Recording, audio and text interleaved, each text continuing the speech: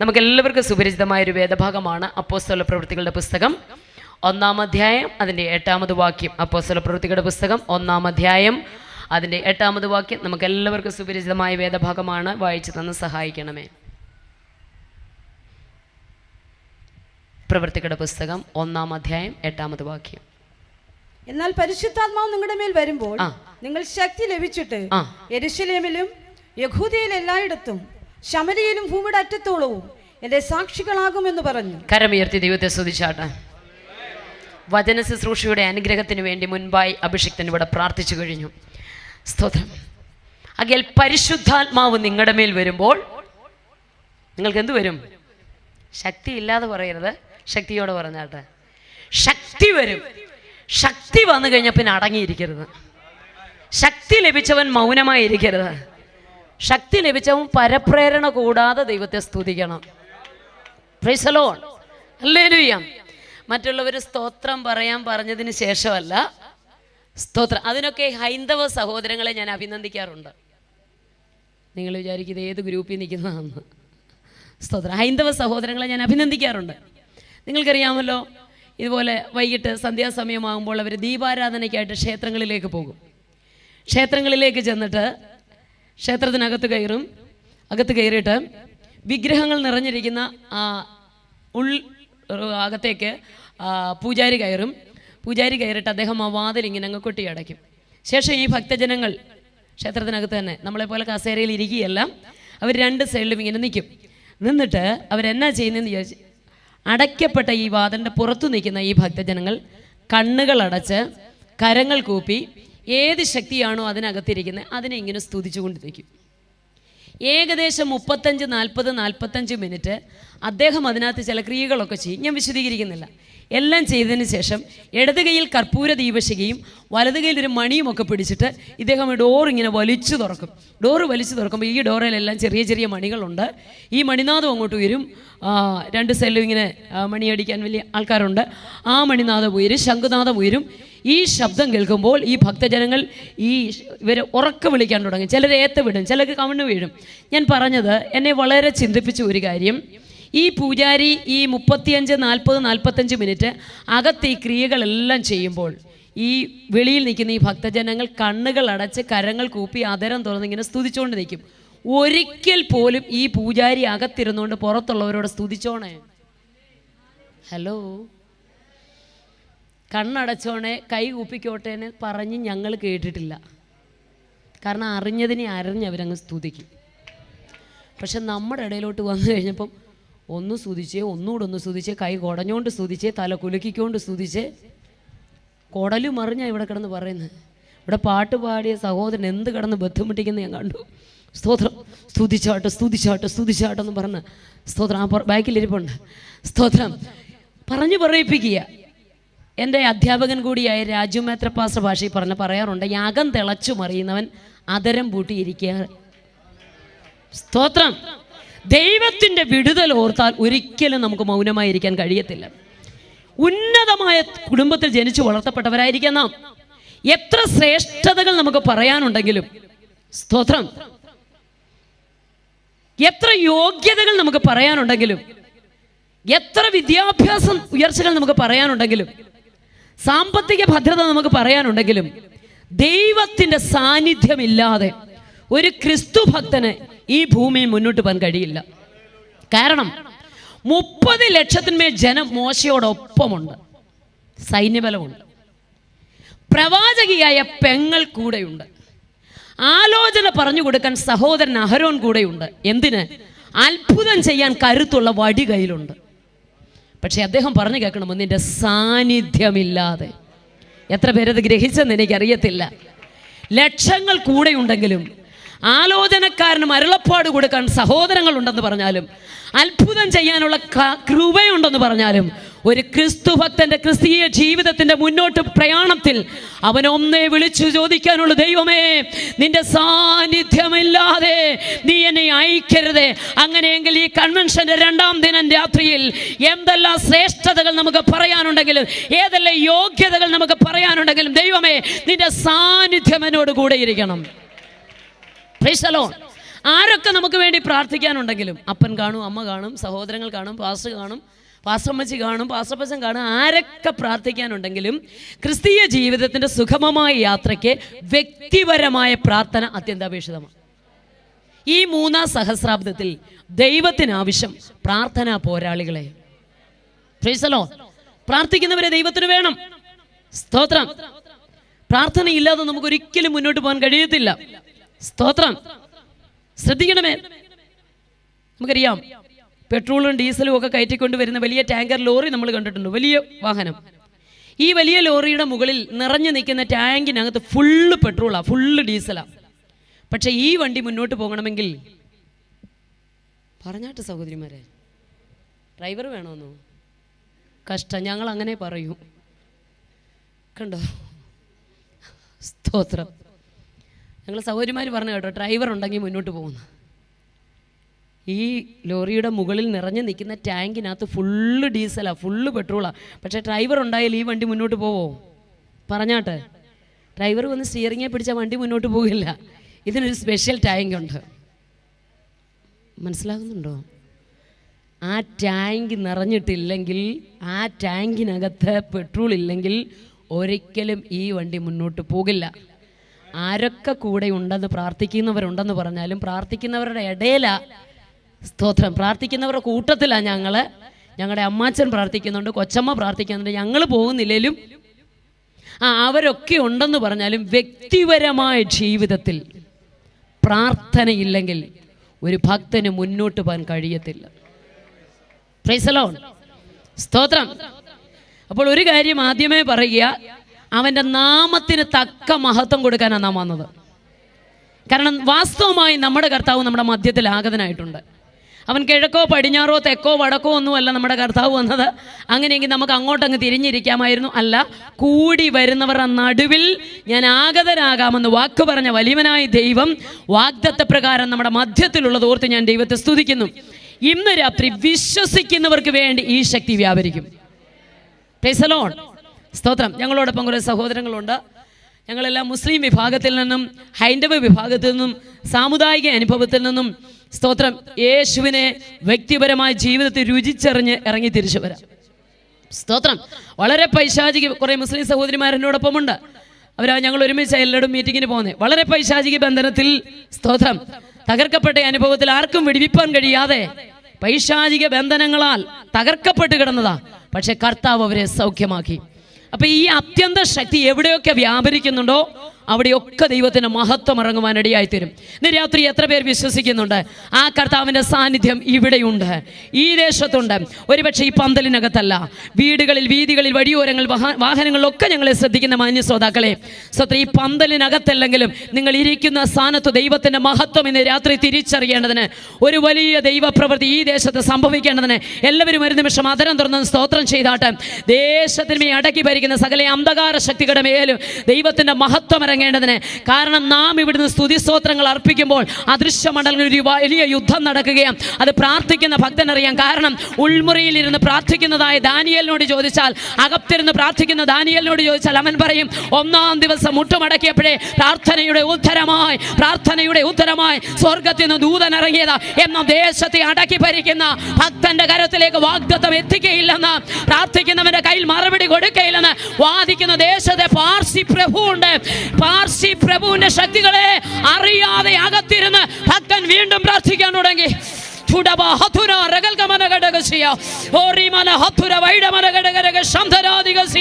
ഇന്ന് പകൽ പ്രാർത്ഥിക്കുന്നവൻ അറിയാം, ആരാധിക്കുന്നവൻ അറിയാം, എനിക്ക് വേണ്ടി അദൃശ്യ മണ്ഡലങ്ങളിൽ ഒരു വലിയ യുദ്ധം നടക്കുകയോ.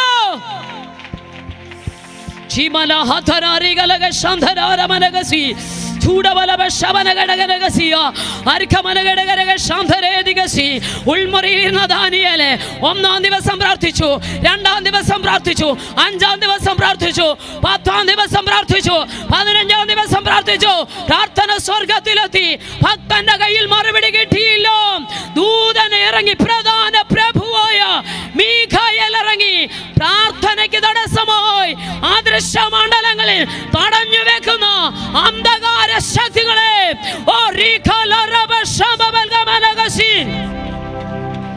പ്രധാന പ്രഭുവായ മീഖായേൽ ഇറങ്ങി വേട്ടി മുട്ടുമടക്കിയ ഭക്തന്റെ കയ്യിൽ പ്രാർത്ഥനയ്ക്ക് മറുപടി കൊടുത്തെങ്കിൽ ഇന്ന് രാത്രിയിൽ വീടുകളിൽ, വീതികളിൽ, വഴിയോരങ്ങളിൽ, വരാന്തകളിൽ, വാഹനങ്ങളിൽ, പന്തലിൽ ഞങ്ങളെ ശ്രദ്ധിക്കുന്ന സഹോദരങ്ങളെ, നിന്റെ പ്രാർത്ഥനയ്ക്ക് ഉത്തരം തരികയില്ലെന്ന് വാദിക്കുന്ന സകല അന്ധകാര ശക്തികളെ ആദൃശ്യമണ്ഡല യുദ്ധം നടത്തി നിന്റെ കരത്തിൽ മറുപടി തരേണ്ടവരെ അകത്തു മുട്ടുമടക്കുന്ന, സ്തോത്രം അർപ്പിക്കുന്ന, ആരാധിക്കുന്ന ഭക്തനായ ദാനിയേലിന് മാത്രമേ കഴിയൂ.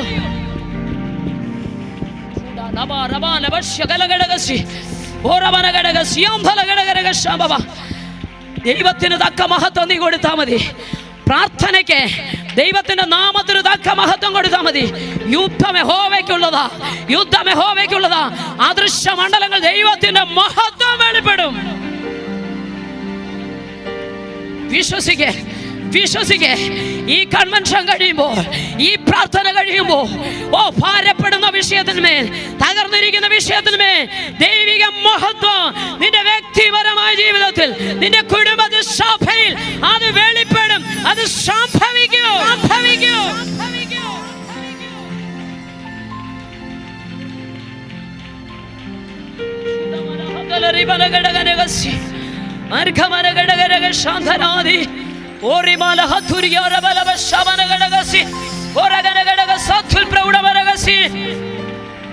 ജനത്തെ ആരാധിപ്പാൻ വിട്ടയക്കയില്ലെന്ന് ദേശത്ത് അവകാശവാദം മുടക്കി വെല്ലുവിളിക്കുന്ന എല്ലാ ഭരണ ശക്തികളുടെ മേൽ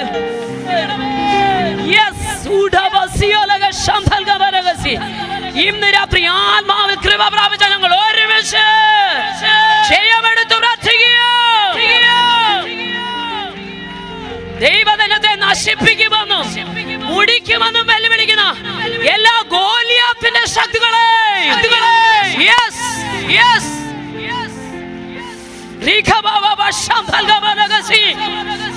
ദൈവജനത്തെ നശിപ്പിച്ചു കളയുമെന്ന് വെല്ലുവിളിക്കുന്ന ഹെരോദാവിന്റെ ശക്തികളെ ഇന്ന് രാത്രി അഭിഷേകത്തിന്റെ ശക്തി അകത്തു പ്രാപിച്ച ഞങ്ങൾ ഒരുമിച്ച് ആത്മാവിൽ ജയമെടുക്കുകയോ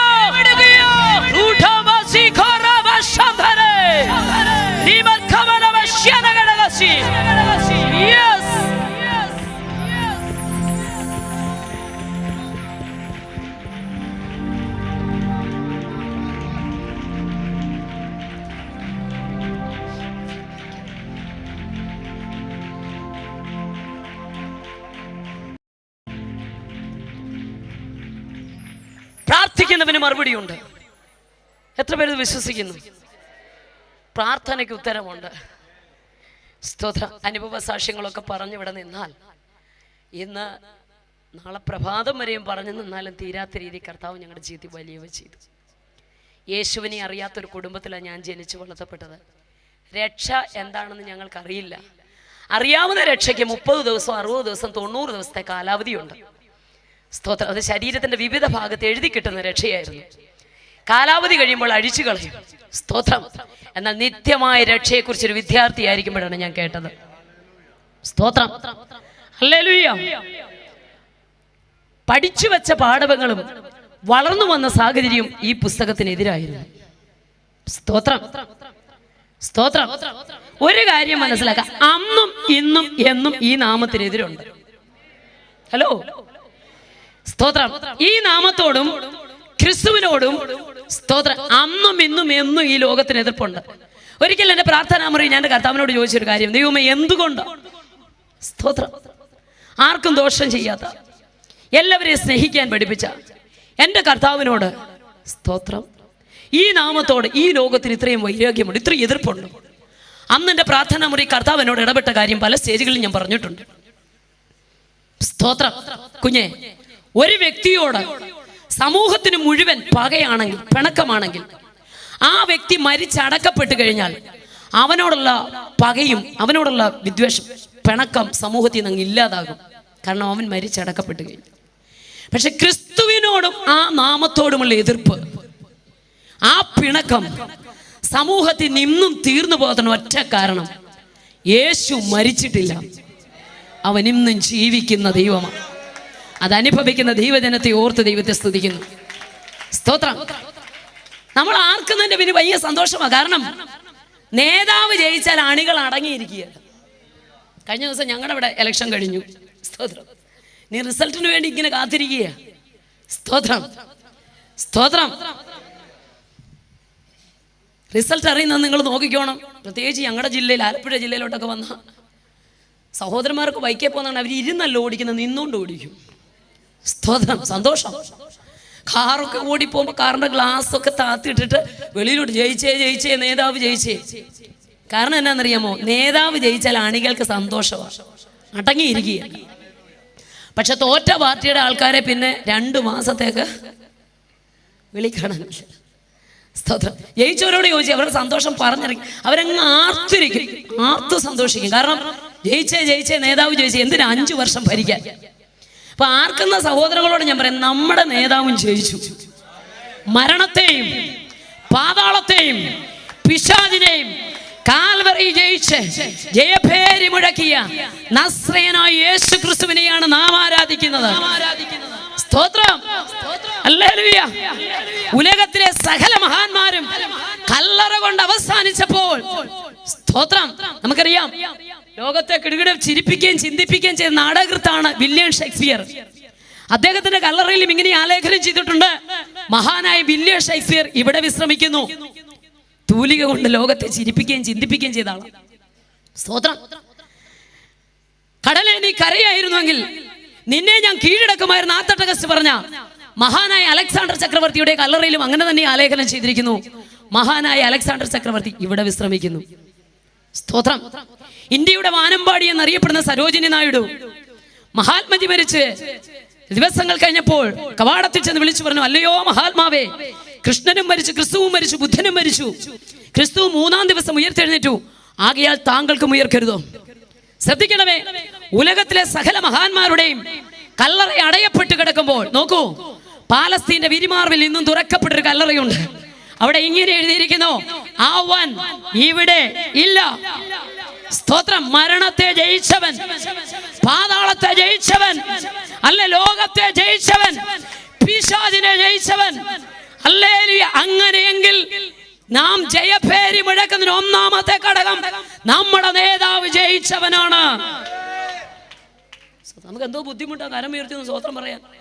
6 മണിക്കൂർ കാൽവറിയിൽ നമുക്ക് വേണ്ടി 8 ഇഞ്ച് നീളമുള്ള കാര്യം പാണിയാൽ ഉയർത്ത തൂക്കപ്പെട്ട കരം 1 സെക്കൻഡ് കരം ഉയർത്തി സ്വോത്രം പറയാൻ പറയുമ്പോൾ എന്നോ ബുദ്ധിമുട്ടാണെന്നറിയാം. ഒരിക്കലൊരു സഭയിൽ ചെന്നപ്പോൾ എല്ലാവരും വചനം കേട്ടപ്പോൾ ആത്മാവിൽ ആരാധിക്കുന്നത്. ഒരച്ചായം മാത്രം ചിലരെ കണ്ടിട്ടില്ലേ, ശവക്കോട്ടെ കുരിശിരിക്കുന്ന പോലെ വന്നിരുന്നിട്ട് പോകും. പുള്ളി ഇങ്ങനെ ഇരിക്കുക, അറിയപ്പെടുന്ന ഒരാളാ. പുള്ളി ഇങ്ങനെ കസേര ചാരി ഈജിപ്തിലെ പിരമിഡ് പോലെ പുള്ളി ഇങ്ങനെ ഇരിക്കുക. ഇവിടെ ഈ കാര്യം പാസ്റ്ററോട് അന്വേഷിച്ച് എന്താ ആ പുള്ളി മാത്രം അങ്ങനെ ഇരിക്കുന്നത് ചോദിച്ചപ്പോൾ പാസ്റ്ററോട് 3.5 വർഷം കൊണ്ട് പുള്ളിയെ ഞാനൊന്ന് കുലുക്കാൻ നോക്കിയിട്ട് നോക്കുന്നില്ല, പിന്നെ വല്ലപ്പോഴും കയറി വരും നിങ്ങൾ. സ്തോത്രം. ചില മാസങ്ങൾ കഴിഞ്ഞപ്പോൾ ആ സഭയിൽ ചെന്നപ്പോൾ വചന ശുശ്രൂഷ തുടങ്ങുന്നതിന് മുമ്പ് ആ കസേര മറിച്ചിട്ട് കിടന്ന് ആരാധിക്കും. കാര്യം അന്വേഷിച്ചപ്പോൾ പാസ്റ്റർ വന്ന് അല്പം ചെത്തി ബയോപ്സിക്ക് അയച്ചിട്ടുണ്ട്. അന്നൊരു കാര്യം മനസ്സിലായി, അല്പം ചെത്തി അയച്ചാൽ ഏത് വലിയ പുള്ളിയും തുള്ളും.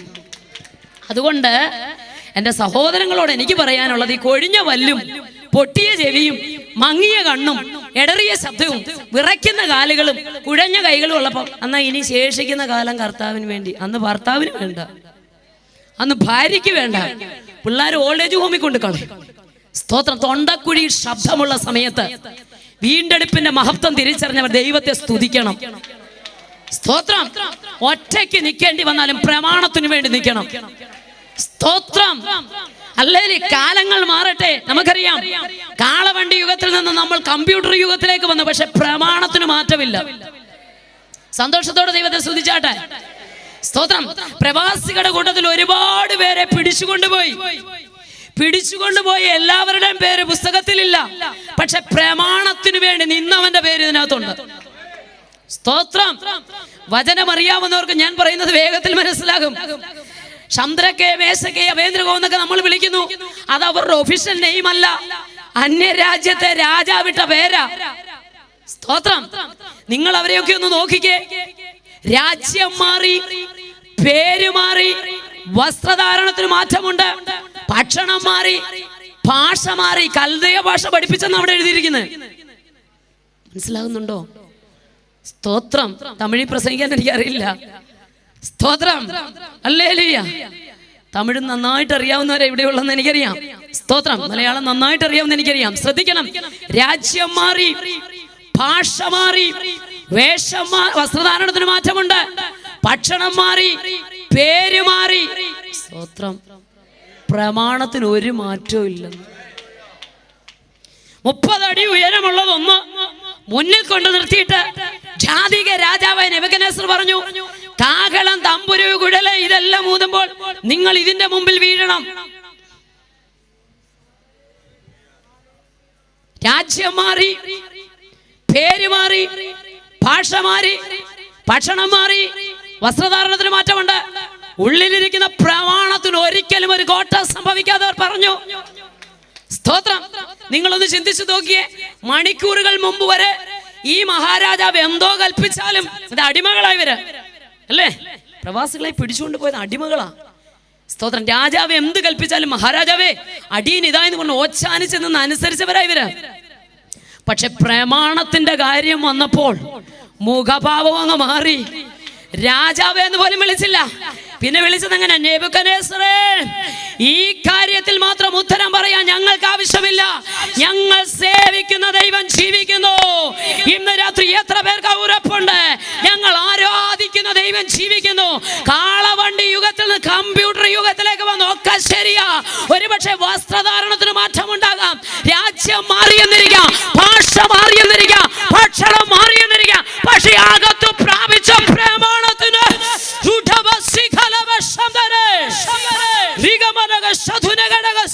പ്രമാണത്തിന് ഒരിക്കലും ഒരു മാറ്റമില്ല. ഞങ്ങൾ ഇതിന്റെ മുമ്പിൽ വീഴില്ല.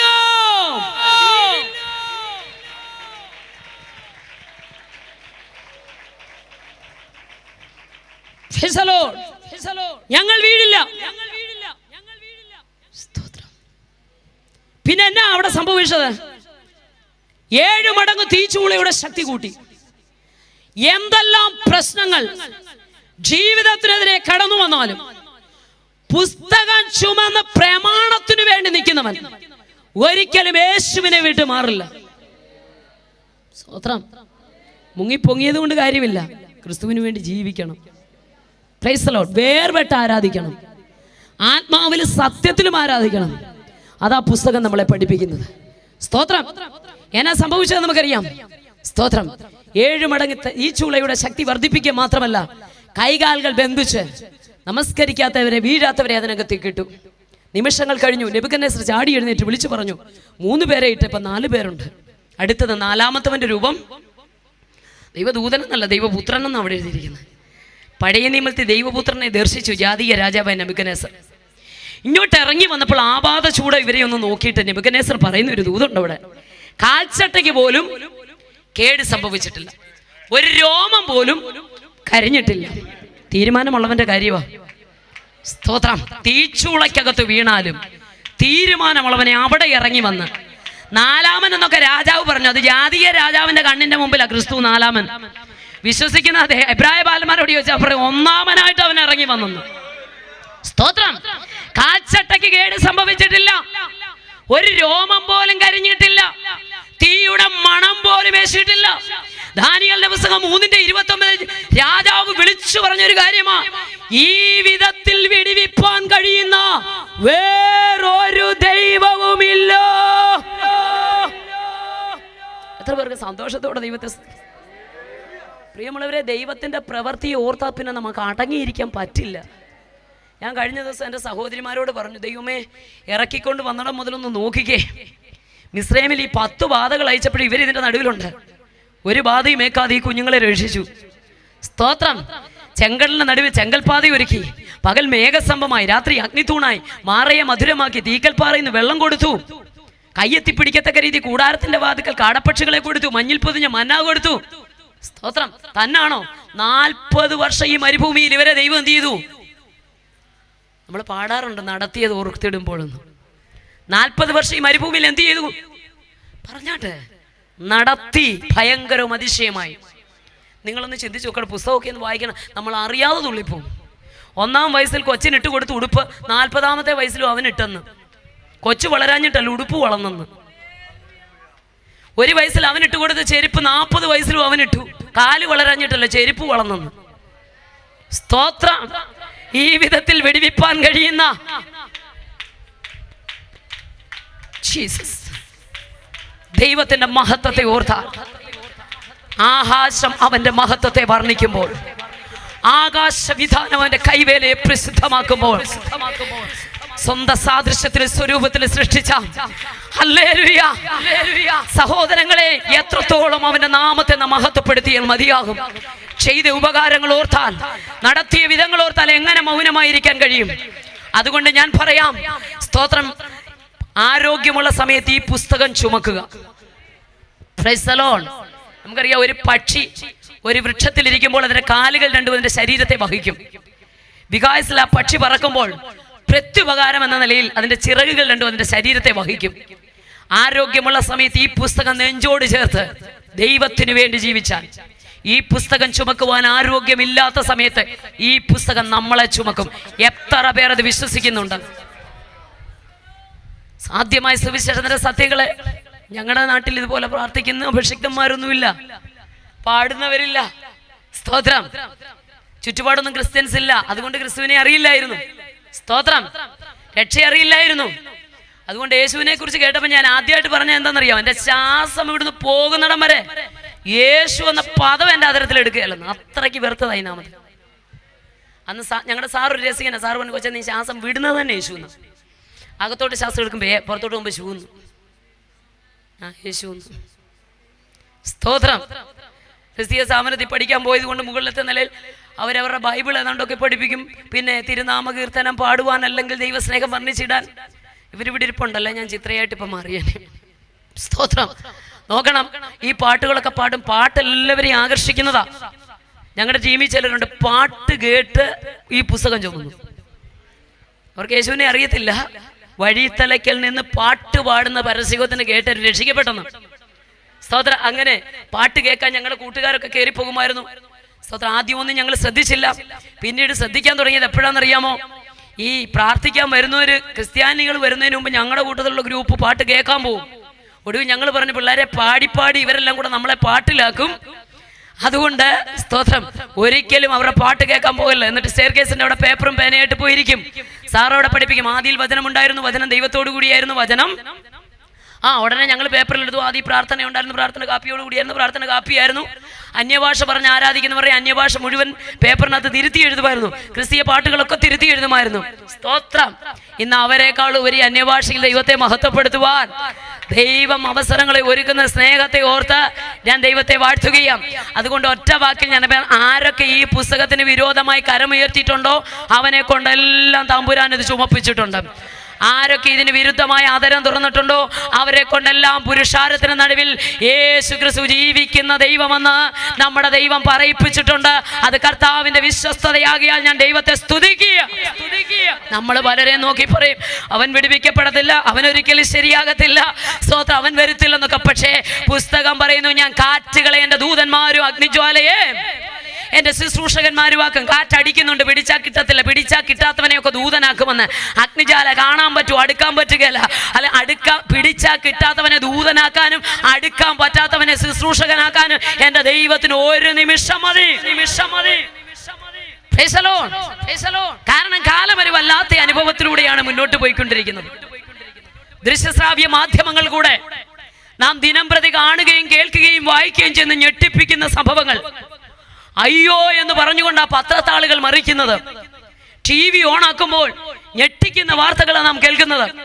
അപ്പച്ചന്മാരും അമ്മച്ചിമാരും നമ്മുടെ ഇടയിലുണ്ട്. ചോദിക്കേ, അവർ തലയ്ക്ക് കൈവച്ചുകൊണ്ട് പറയും, മക്കളെ, ഞങ്ങളുടെ കാലത്തൊന്നും കേൾവി പോലും ഇല്ലാത്ത വാർത്തകളാണ് ഇന്ന് കേട്ടുകൊണ്ടിരിക്കുന്നത്. നൊന്ത് പ്രസവിച്ച സ്വന്തം അമ്മയ്ക്ക് കുഞ്ഞിനെ തിരിച്ചറിയാൻ കഴിയാത്തൊരു കാലം. കഴിഞ്ഞ ദിവസങ്ങളിലൊക്കെ വാർത്ത ചങ്കുപൊട്ടുന്ന വേദനയോടാണ് വായിച്ചത്. പിഞ്ചോമനയെ നിലത്തടിച്ചു കൊല്ലുന്ന അമ്മ, വിഷം കൊടുത്ത് കൊല്ലുന്ന അമ്മ, കുഞ്ഞുങ്ങളെ ഇട്ടിട്ട് കാമുകനോടൊപ്പം പോയി കാമുകനെ കൊണ്ട് കുഞ്ഞുങ്ങളെ കൊല്ലിക്കുന്ന അമ്മ, ഭാര്യ ഏതാ, ഭർത്താവാരാ, ജന്മം കൊടുത്ത മക്കളേതാ, കൂടെ പിറന്നവരാരോ, കൂട്ടുകാരാണെന്ന് തിരിച്ചറിയാൻ പറ്റാത്ത വല്ലാത്തൊരു കാലത്തിലാ സഹോദരങ്ങളെ നമ്മൾ ഇന്നായിരിക്കുന്നത്. മൃഗത്തെക്കാൾ അതെ അധമമായൊരു അനുഭവം. നമുക്കറിയാം, ഒരു മൃഗത്തെ എത്ര നല്ല വീട്ടിൽ കൊണ്ട് പാർപ്പിച്ചാലും, മുന്തിയ ഭക്ഷണപാനീയങ്ങൾ കൊടുത്താലും, മേത്രമായി വസ്ത്രം ധരിപ്പിച്ചാലും ഒരിക്കലും ഒരു മൃഗം മനുഷ്യനാകത്തില്ല. എന്നാൽ കോട്ട് സൂട്ടും ധരിച്ച് ഉന്നത വിദ്യാഭ്യാസമുള്ള, മേത്രമായ ഫുഡ് കഴിക്കുന്ന, കോടിക്കണക്കിന് വിലപിടിപ്പുള്ള സൗധങ്ങളിൽ പാർക്കുന്ന, ലക്ഷക്കണക്കിന് വാഹനങ്ങൾ യാത്ര ചെയ്യുന്ന മനുഷ്യൻ, വികാരത്തിന്റെ തിരത്തള്ളലിൽ അവൻ മാത്ര നേരം കൊണ്ട് മൃഗമായി തീരുന്ന ദാരുണ്യ ചരിത്രം ഈ കാലഘട്ടത്തിന് ഒരു മുഖമുദ്രയായി മാറിയിരിക്കുക. മൃഗത്തെക്കാൾ അധമമായ അനുഭവം. അതെ, മക്കൾ ആരാന്ന് അപ്പനറിയത്തില്ല, കൊച്ചുമക്കൾ ഏതാന്ന് വല്യപ്പന് തിരിച്ചറിയാൻ വയ്യ. വല്ലാത്തൊരു കാലഘട്ടത്തിലൂടെയാണ് നാം പോയിക്കൊണ്ടിരിക്കുന്നത്. പാപത്താൽ നിറയപ്പെട്ട ഒരു ലോകം. നമുക്കറിയാം, ഒരു മതത്തിൽ നിന്ന് മറ്റൊരു മതത്തിലേക്കോ, ഒരു പാർട്ടിയിൽ നിന്ന് മറ്റൊരു പാർട്ടിയിലേക്കോ, ഒരു സംഘടനയിൽ നിന്ന് മറ്റൊരു സംഘടനയിലേക്കോ മാറ്റാൻ ഇവിടെ ആളുണ്ട്. മൃഗീയ വാസന നിറഞ്ഞു നിൽക്കുന്ന മാനവകുലത്തെ മാറ്റത്തിലേക്ക് നയിക്കാൻ ഇവിടെ ഒരു വ്യക്തിക്ക് ശക്തിക്കും കഴിയുന്നില്ല. മനുഷ്യ ദൈവങ്ങൾക്ക് കുറവില്ല, മതഗ്രന്ഥങ്ങൾക്ക് കുറവില്ല, ദേവീദേവന്മാർക്ക് കുറവില്ല, പുണ്യവാളന്മാർക്ക് കുറവില്ല. പക്ഷെ മൃഗീയ വാസന നിറഞ്ഞു നിൽക്കുന്ന മനുഷ്യനെ രൂപാന്തരപ്പെടുത്താൻ ഒരു വ്യക്തിക്ക് ശക്തിക്കും കഴിയുന്നില്ല. അവിടെയാണ് സുവിശേഷത്തിന്റെ പ്രത്യേകത. ഞങ്ങളൊക്കെ തെരുവിൽ നിന്ന് പ്രസംഗിക്കുന്നവരാ, നമുക്കറിയാമല്ലോ. പ്രിയമുള്ളവരെ, ഇടത് കൈയിൽ മദ്യക്കുപ്പിയും വലത് കൈയിൽ വടിവാളുമായി കൊട്ടേഷൻ സംഘത്തിന്റെ നേതാക്കന്മാരായി കാലുവെട്ടാനും കൈവെട്ടാനും ലക്ഷങ്ങൾ മേടിച്ച് വെട്ടിക്കകത്ത് വെച്ച് ദേശവ്യാപകമായി ഭീതി ജനിപ്പിച്ച ചില യുവാക്കൾ ഇതുപോലെ തെരുവിൽ നിന്നുകൊണ്ട് ഞങ്ങൾ തിരുവചന സത്യങ്ങളെ വിളിച്ചു പറഞ്ഞപ്പോൾ, പാപത്തെക്കുറിച്ചും നീതിയെക്കുറിച്ചും ന്യായവിധിയെക്കുറിച്ചും ബോധം വരുത്തുന്ന വചനം ഒരു കേട്ട് കഴിഞ്ഞപ്പോൾ, മദ്യക്കുപ്പി വലിച്ചെറിഞ്ഞിട്ട്, കടാറുകൾ വലിച്ചെറിഞ്ഞിട്ട്, പെട്ടിക്കകത്ത് കാലുവെട്ടാനും കൈവെട്ടാനും മേടിച്ചു വെച്ചിരുന്ന പണം ആരിൽ നിന്നും മേടിച്ചോ അവർക്ക് തിരികെ കൊടുത്തിട്ട് ഞങ്ങളോടൊപ്പം കറുത്ത പൈൻറിട്ട പുസ്തകവുമായി തെരുവിൽ നിന്ന് നിൽക്കുമ്പോൾ ധൈര്യത്തോടെ ഞങ്ങൾ വിളിച്ചു പറയാൻ കഴിയും, മാനവകുലത്തെ മാറ്റത്തിലേക്ക് നയിക്കുവാൻ, മൃഗീയ വാസന നിറഞ്ഞു നിൽക്കുന്ന മാനവകുലത്തിന് രൂപാന്തരം കൊടുക്കുവാൻ കഴിയുന്ന ഏക നാമമുണ്ടെങ്കിൽ ലോകൈകനാഥനാകുന്ന ശ്രീ യേശുനാഥന്റെ നാമത്തിന് മാത്രമേ കഴിയൂ. അതുകൊണ്ട് പുസ്തകം പറയുന്നു, മറ്റൊരുത്തനിലും രക്ഷയില്ല. നാം രക്ഷിക്കപ്പെടുവാൻ ആകാശത്തിന് കീഴിൽ മനുഷ്യരിൽ നൽകപ്പെട്ട ഏകനാമം ലോകൈകനാഥനാകുന്ന ശ്രീ യേശുനാഥന്റെ നാമം മാത്രമാണ്. എന്തുകൊണ്ടായി പാപം? എന്തുകൊണ്ടായി ഈ അനുഭവം? ശ്രദ്ധിക്കുക, മനുഷ്യനിൽ നിറഞ്ഞു നിൽക്കുന്ന പാപമായി ഇതിന് കാരണം. പാപം ഒരു അവയവമല്ല ആയിരുന്നെങ്കിൽ നമുക്ക് ഇതിനെ മുറിച്ചു മാറ്റാമായിരുന്നു. സ്തോത്രം. നമ്മുടെ രക്തത്തിൽ രൂഢമൂലമായി കിടക്കുന്ന പാപം അങ്ങനെ ഇങ്ങനെയൊന്നും മാറില്ല. കൂട്ടുകാരനെ കുത്തിന് പിടിച്ചിട്ട്, കൂട്ടുകാരനെ കുത്തിക്കൊന്നിട്ട്, അയൽക്കാരന്റെ അതിര് മാന്തിയിട്ട്, മറ്റുള്ളവർക്കെതിരെ ദ്രോഹം ചെയ്തിട്ട്, സ്തോത്രം, ദുർനടപ്പാചരിച്ചിട്ട്, ആ കരം കൊണ്ട് അനാഥർക്ക് അന്നദാനം ചെയ്താലും, ആ കരം കൊണ്ട് പിടിപ്പണം വാരിയാലും, സ്തോത്രം, ആ കരം കൊണ്ട് കുരിശ് ചുമന്നാലും, ആ കരം കൊണ്ട് ജീവകാരുണ്യ പ്രവർത്തനം നടത്തിയാലും മനുഷ്യനിൽ നിറഞ്ഞു നിൽക്കുന്ന പാപം മായ്ക്കപ്പെടത്തില്ല. ഒരുപക്ഷെ ഈ ലോകത്ത് ചെയ്തു കൂട്ടുന്ന പാപത്തിന് പാർട്ടിയുടെയും പണത്തിന്റെയും പിൻബലം കൊണ്ട് രക്ഷപ്പെട്ടെന്ന് വന്നേക്കാം. എന്നാൽ ആയാറിൽ വെളിപ്പെടുന്ന ഒരു സ്വർഗീയ കോടതിയുണ്ട്. അവിടെ നിന്ന് രക്ഷപ്പെടണമെങ്കിൽ ഇന്നേക്ക് 2019 പരം വർഷങ്ങൾക്ക് മുമ്പ് സകല മാനവജാതിയുടെയും പാപത്തിന്റെ പരിഹാരത്തിന് വേണ്ടി ഈ താണലോകത്തിലേക്ക് ഇറങ്ങി വന്ന് തന്റെ 33 തിരുവയസ്സിൽ സകല വാഴ്ചകളെ അധികാരങ്ങളെ ആയുധവർഗം വെപ്പിച്ച് പിശാചിന്റെ തലയെ കാൽവരി തകർത്ത് ക്രൂശിൽ ജയപേര് വിളിക്ക് ഉയർത്തെഴുന്നേറ്റ നസ്രയനായ യേശുവിന്റെ കാൽവരി രക്തത്തിലൂടെ മാത്രമേ മാനവകുലത്തിന് പാപത്തിന് മോചനമുള്ളൂ. കാരണം പഴയ നിയമത്തിൽ പറയുന്ന ലംഘനം ക്ഷമിച്ചും ആ പാപം അവിടെ മറക്കിയ മറച്ച പാപം കുറച്ചു കഴിയുമ്പോ പുറത്തു വരും. പുതു നിയമത്തിൽ പറഞ്ഞ യേശുവിന്റെ രക്തം സകല പാപവും പോക്കി മറക്കിയല്ല, പിന്നെ പോക്കി നിന്നെ ശുദ്ധീകരിക്കുന്നതാ. യേശുവിന്റെ രക്തത്താല ശുദ്ധീകരണം. Price the Lord. ഹല്ലേലൂയ. ഈശ്വരനെ തിരിച്ചറിയുക, ദൈവത്തെ തിരിച്ചറിയുക, സത്യത്തെ തിരിച്ചറിയുക. സ്തോത്രം. നമ്മുടെ ഈ അഹന്തയൊന്ന് മാറ്റാൻ ചില മാസങ്ങൾക്ക് പിറകിൽ, സ്തോത്രം, കേരളക്കരയെ നമ്മളെയൊക്കെ ദൈവം ഒന്ന് പിടിച്ചു കുലുക്കി. സ്തോത്രം. പ്രളയം അല്ലേ ഞങ്ങളുടെ നാട്ടിലൊക്കെ നന്നായി ബാധിച്ചത്. സ്തോത്രം. ആ സമയത്ത് ഞാൻ ഇന്ത്യയിലില്ലായിരുന്നു. പക്ഷെ ഇവിടെ ഇരുന്ന് കാണുന്നതിനെക്കാട്ട് കൂടുതൽ അമേരിക്കയിൽ ഇരുന്ന് കണ്ടു വാർത്തകൾ. സ്തോത്രം, സ്തോത്രം. തമ്പുരാനെ, ഭയാനകം. ഒറ്റ ശബ്ദമേ കേരളത്തിൽ നിന്ന് കേട്ടുള്ളൂ, ദൈവമേ രക്ഷിക്കണേ. സ്തോത്രം. ഒരു നേരത്തെ ആഹാരത്തിന് വേണ്ടി ഹെലികോപ്റ്റർ കൊണ്ടിട്ട് കൊടുക്കും. പൊതി താഴോട്ട് വീഴുമ്പോൾ ചാടി പിടിക്കുന്നതൊക്കെ കാണണം. സ്തോത്രം. അബ്ദുൽ ഖാദർ കെട്ടിയ പൊതിയാണോ, മത്തായി കെട്ടിയ പൊതിയാണോ, പരമേശ്വരൻ കെട്ടിയ പൊതിയാണെന്നൊന്നും അന്നേരം ആരും ഹലോ ചോദിച്ചോ? ഇല്ല. പിന്നെ ഞങ്ങളുടെ നാട്ടിൽ വീടിന്റെ മുകളിൽ കയറിയിരുന്ന ഒന്നീ സെൽഫോൺ അല്ല ടോർച്ച് അടിച്ചു കൊടുത്താൽ ഹെലികോപ്റ്റർ വന്നങ്ങ് രക്ഷിച്ചുകൊണ്ട് പോകുമായിരുന്നു. പക്ഷെ ഒരു കാര്യം, ആർക്കും പ്രവർത്തിക്കാൻ കഴിയാത്തൊരു രാത്രി വരുന്നുണ്ട്.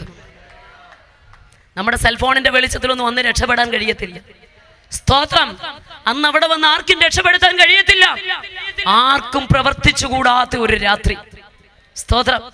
എന്നെ വളരെ ചിന്തിപ്പിച്ചത്, കൂറ്റം മതിലൊക്കെ ഇല്ലയോ കെട്ടി വെച്ചിരുന്നത്. മതി ഇതിലെന്നാ മതിലെന്ന വാക്കിനർത്ഥം. അന്യമതസ്ഥർക്ക് പ്രവേശനമില്ല എന്തൊക്കെ എഴുതി വെച്ചിരുന്നല്ലേ. തമ്പുരാൻ അടിച്ചങ്ങോട്ട് തെറിപ്പിച്ചപ്പം ഇതിലെന്ന് എല്ലാം വാതിലായി മാറി. ഞാൻ കഴിഞ്ഞ ദിവസം കടപ്പുറത്താ പ്രസംഗിച്ച, ആലപ്പുഴ കടപ്പുറത്താ പ്രസംഗിക്കാൻ പോയി. ദൈവമേ, ആ പാവപ്പെട്ട സഹോദരങ്ങളൊക്കെ ഞങ്ങളുടെയൊക്കെ നാട്ടിൽ വന്ന് മുതുക് കാണിച്ചു തന്നു. സ്തോത്രം. ഇതാരുടെ മുതുകാന്ന് ചവിട്ടിട്ടാന്നോ രക്ഷപ്പെട്ടാൻ നോക്കിയത്? സ്തോത്രം. ഈ കമന്ന് കിടക്കുന്നവൻ പരമേശ്വരനാണോ എങ്കിൽ മാത്രമേ ഞാൻ അവന്റെ മുതുകത്തി ചവിട്ടി രക്ഷപ്പെടുന്നുള്ളൂ. അങ്ങനെ നോക്കിയോ? ഇല്ല. സ്തോത്രം. മതത്തിന്റെ പേരിൽ, രാഷ്ട്രീയത്തിന്റെ പേരിൽ, ദൈവങ്ങളുടെ പേരിൽ, ആചാരങ്ങളുടെ പേരിൽ ഇന്നും കൊല്ലും കൊലവിളിയും നടന്നുകൊണ്ടിരിക്കുക. പ്രിയമുള്ളവരെ, സ്തോത്രം. ഇതിന്റെ നടുവിലും വേർപെട്ട് സത്യത്തെ തിരിച്ചറിഞ്ഞ് ആരാധിക്കുവാൻ ദൈവം നമുക്ക് ഭാഗ്യം തന്ന ദൈവസ്നേഹത്തെ ഓർത്ത് ഞാൻ എൻ്റെ ദൈവത്തെ സ്തുതിക്കുക. സ്തോത്രം.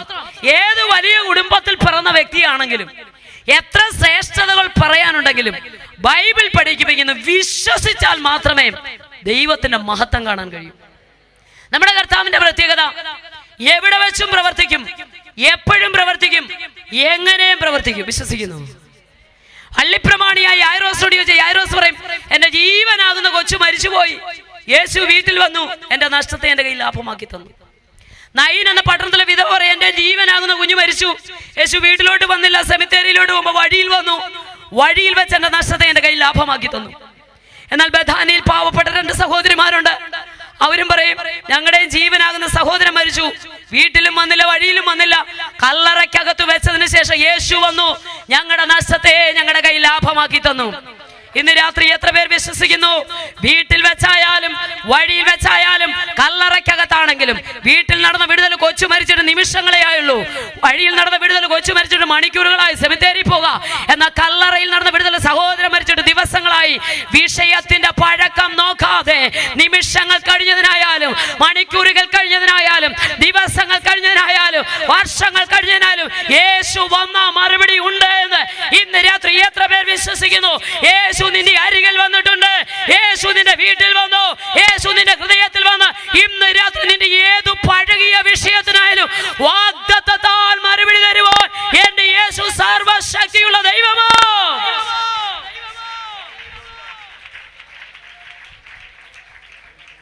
ഹല്ലേലൂയ. ലൂക്കോസിന്റെ സുവിശേഷം 1-ാം അധ്യായം അതിന്റെ 12 മുതലുള്ള വാക്യത്തിൽ ഇങ്ങനെ എഴുതിയിരിക്കുന്നു. ആരെങ്കിലും എടുത്തെങ്കിൽ വേഗത്തിലൊന്ന് വായിച്ചൊന്ന് സഹായിക്കുക. ലൂക്കോസിന്റെ സുവിശേഷം 1-ാം അധ്യായം 12 മുതലുള്ള വാക്യം.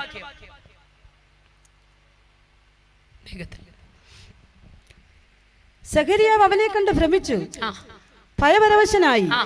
ദൂതൻ അവനോട് പറഞ്ഞത്, സഖരിയാവേ, ഭയപ്പെടേണ്ട, നിന്റെ പ്രാർത്ഥനയ്ക്ക് ഉത്തരമായി നിന്റെ ഭാര്യ എലിസബത്ത് നിനക്കൊരു മകനെ പ്രസവിക്കും, അവന് യോഹന്നാൻ എന്ന് പേരിടണം. നിനക്ക് സന്തോഷവും ഉല്ലാസവും ഉണ്ടാകും, അവൻ ജനത്തിങ്ക് പലരും സന്തോഷിക്കും. അവൻ കർത്താവിന്റെ സന്നിധിയിൽ വലിയവനാകും, വീഞ്ഞും മദ്യവും കുടിക്കുകയില്ല, അമ്മയുടെ ഗർഭത്തിൽ വെച്ച് തന്നെ പരിശുദ്ധാത്മാവ് കൊണ്ട് നിറയും. അവൻ ഇസ്രായേൽ മക്കളിൽ പലരെയും അവരുടെ ദൈവമായ കർത്താവിലേക്ക് തിരിച്ചു വരുത്തും. അവൻ അപ്പന്മാരുടെ ഹൃദയങ്ങളിലെ മക്കളിലേക്കും വഴങ്ങാത്തവരെ നീതിന്മാന്മാരുടെ വിവേകത്തിലേക്കും തിരിച്ചുകൊണ്ട് ഒരുക്കമുള്ള ഒരു ജനത്തെ കർത്താവിന് വേണ്ടി ഒരുക്കുവാൻ അവന് മുമ്പായി ഏലിയാവിന്റെ ആത്മാവോടും ശക്തിയോടും കൂടെ നടക്കും. സെഖര്യാവ് ദൂതനോട്, ഇത് കേട്ടപ്പോൾ സെഖര്യാവ് പുരോഹിതൻ ദൂതനോട് പറയുകയാണ്, ഇത് ഞാൻ എന്തോന്നിനാൽ അറിയും, ഞാൻ വൃദ്ധനും എന്റെ ഭാര്യ വയസ്സ് ചെന്നോളുമല്ലോ എന്ന് പറഞ്ഞു. മതി, വീട്ടിൽ പോയി ഭാഗം മറ്റു വായിച്ചാൽ മതി. ശ്രദ്ധിക്കണമേ, കൂറിന്റെ ക്രമപ്രകാരം ആലയത്തിൽ നിന്ന് ശുശ്രൂഷിക്കുന്ന പുരോഹിതനായ സെഖര്യാവ് ദൈവാലയത്തിൽ നിൽക്കുകയും ആലയത്തിൽ നിന്ന് ശുശ്രൂഷ ചെയ്യുന്ന സെഖര്യാവിന്റെ അടുക്കൽ, നമുക്കറിയാം ജനമെല്ലാം വെളിയില, ജനമെല്ലാം പുറത്താ. സ്തോത്രം. അകത്തു നിന്ന് ശുശ്രൂഷിക്കുന്ന സെഖര്യാവ്, ആരും അകത്തോട്ട് വേറെ വരില്ല, നടുക്കെട്ടുമൊക്കെ കെട്ടി ഇങ്ങനെ നിൽക്കുക. ഇതിന്റെ ഒരു ആഗ്രഹം വെളിയിലോട്ട് ഇട്ടിട്ടുണ്ട്. സ്തോത്രം. എന്തെങ്കിലും ഇതിനകത്ത് വെച്ച് സ്തോത്രം അവശനായി പുരോഹിതൻ വീണാൽ ഈ ചങ്ങലെ കൂടെ വെളിയിലോട്ട് അങ്ങ് വലിച്ചെടുക്കത്തേ ഉള്ളൂ, ആരും അകത്തോട്ട് കടക്കില്ല. ഇതിനകത്ത് ആ ദൂതൻ ഇറങ്ങി വന്നു. സ്തോത്രം. ആലയത്തിൽ നിന്ന് ശുശ്രൂഷ കഴിക്കുന്ന ഇവന്റെ അടുക്കലേക്ക് ദൂതൻ ഇറങ്ങി വന്നിട്ട് വിളിക്കുകയാണ്, സെഖര്യാവേ. അവൻ ഭയപരവശനായി. പുരോഹിതനാ. നിന്റെ പ്രാർത്ഥനയ്ക്ക് ഉത്തരമായി നിന്റെ ഭാര്യ എലിസബത്ത് നിനക്കൊരു മകനെ പ്രസവിക്കും. അവന് യോഹന്നാൻ എന്ന പേരൻ. അവനെ ഞാൻ വലിയവനാക്കും. കുറെ കാര്യങ്ങളൊക്കെ അങ്ങോട്ട് പറഞ്ഞു കഴിഞ്ഞപ്പോൾ ഈ യോഹന്നാൻ ചോദിക്കുന്ന ഒരു ചോദ്യം അവിടെ എഴുതിയിരിക്കുന്നത്, ഞാൻ ഇത് എന്തോന്നിനാൽ അറിയും, കാരണം ഞാൻ വൃദ്ധനും എൻ്റെ ഭാര്യ വയസ്സ് എന്നവൾ വലിയ, എങ്ങനെ നടക്കാൻ. സ്തോത്രം. ഈ രാത്രി പറയാം, ക്രിസ്തുവിൽ പൂർണ്ണമായി വിശ്വസിക്കുന്നവന് മാത്രമേ ആ വിടുതൽ അനുഭവിക്കാൻ കഴിയൂ. സ്തോത്രം.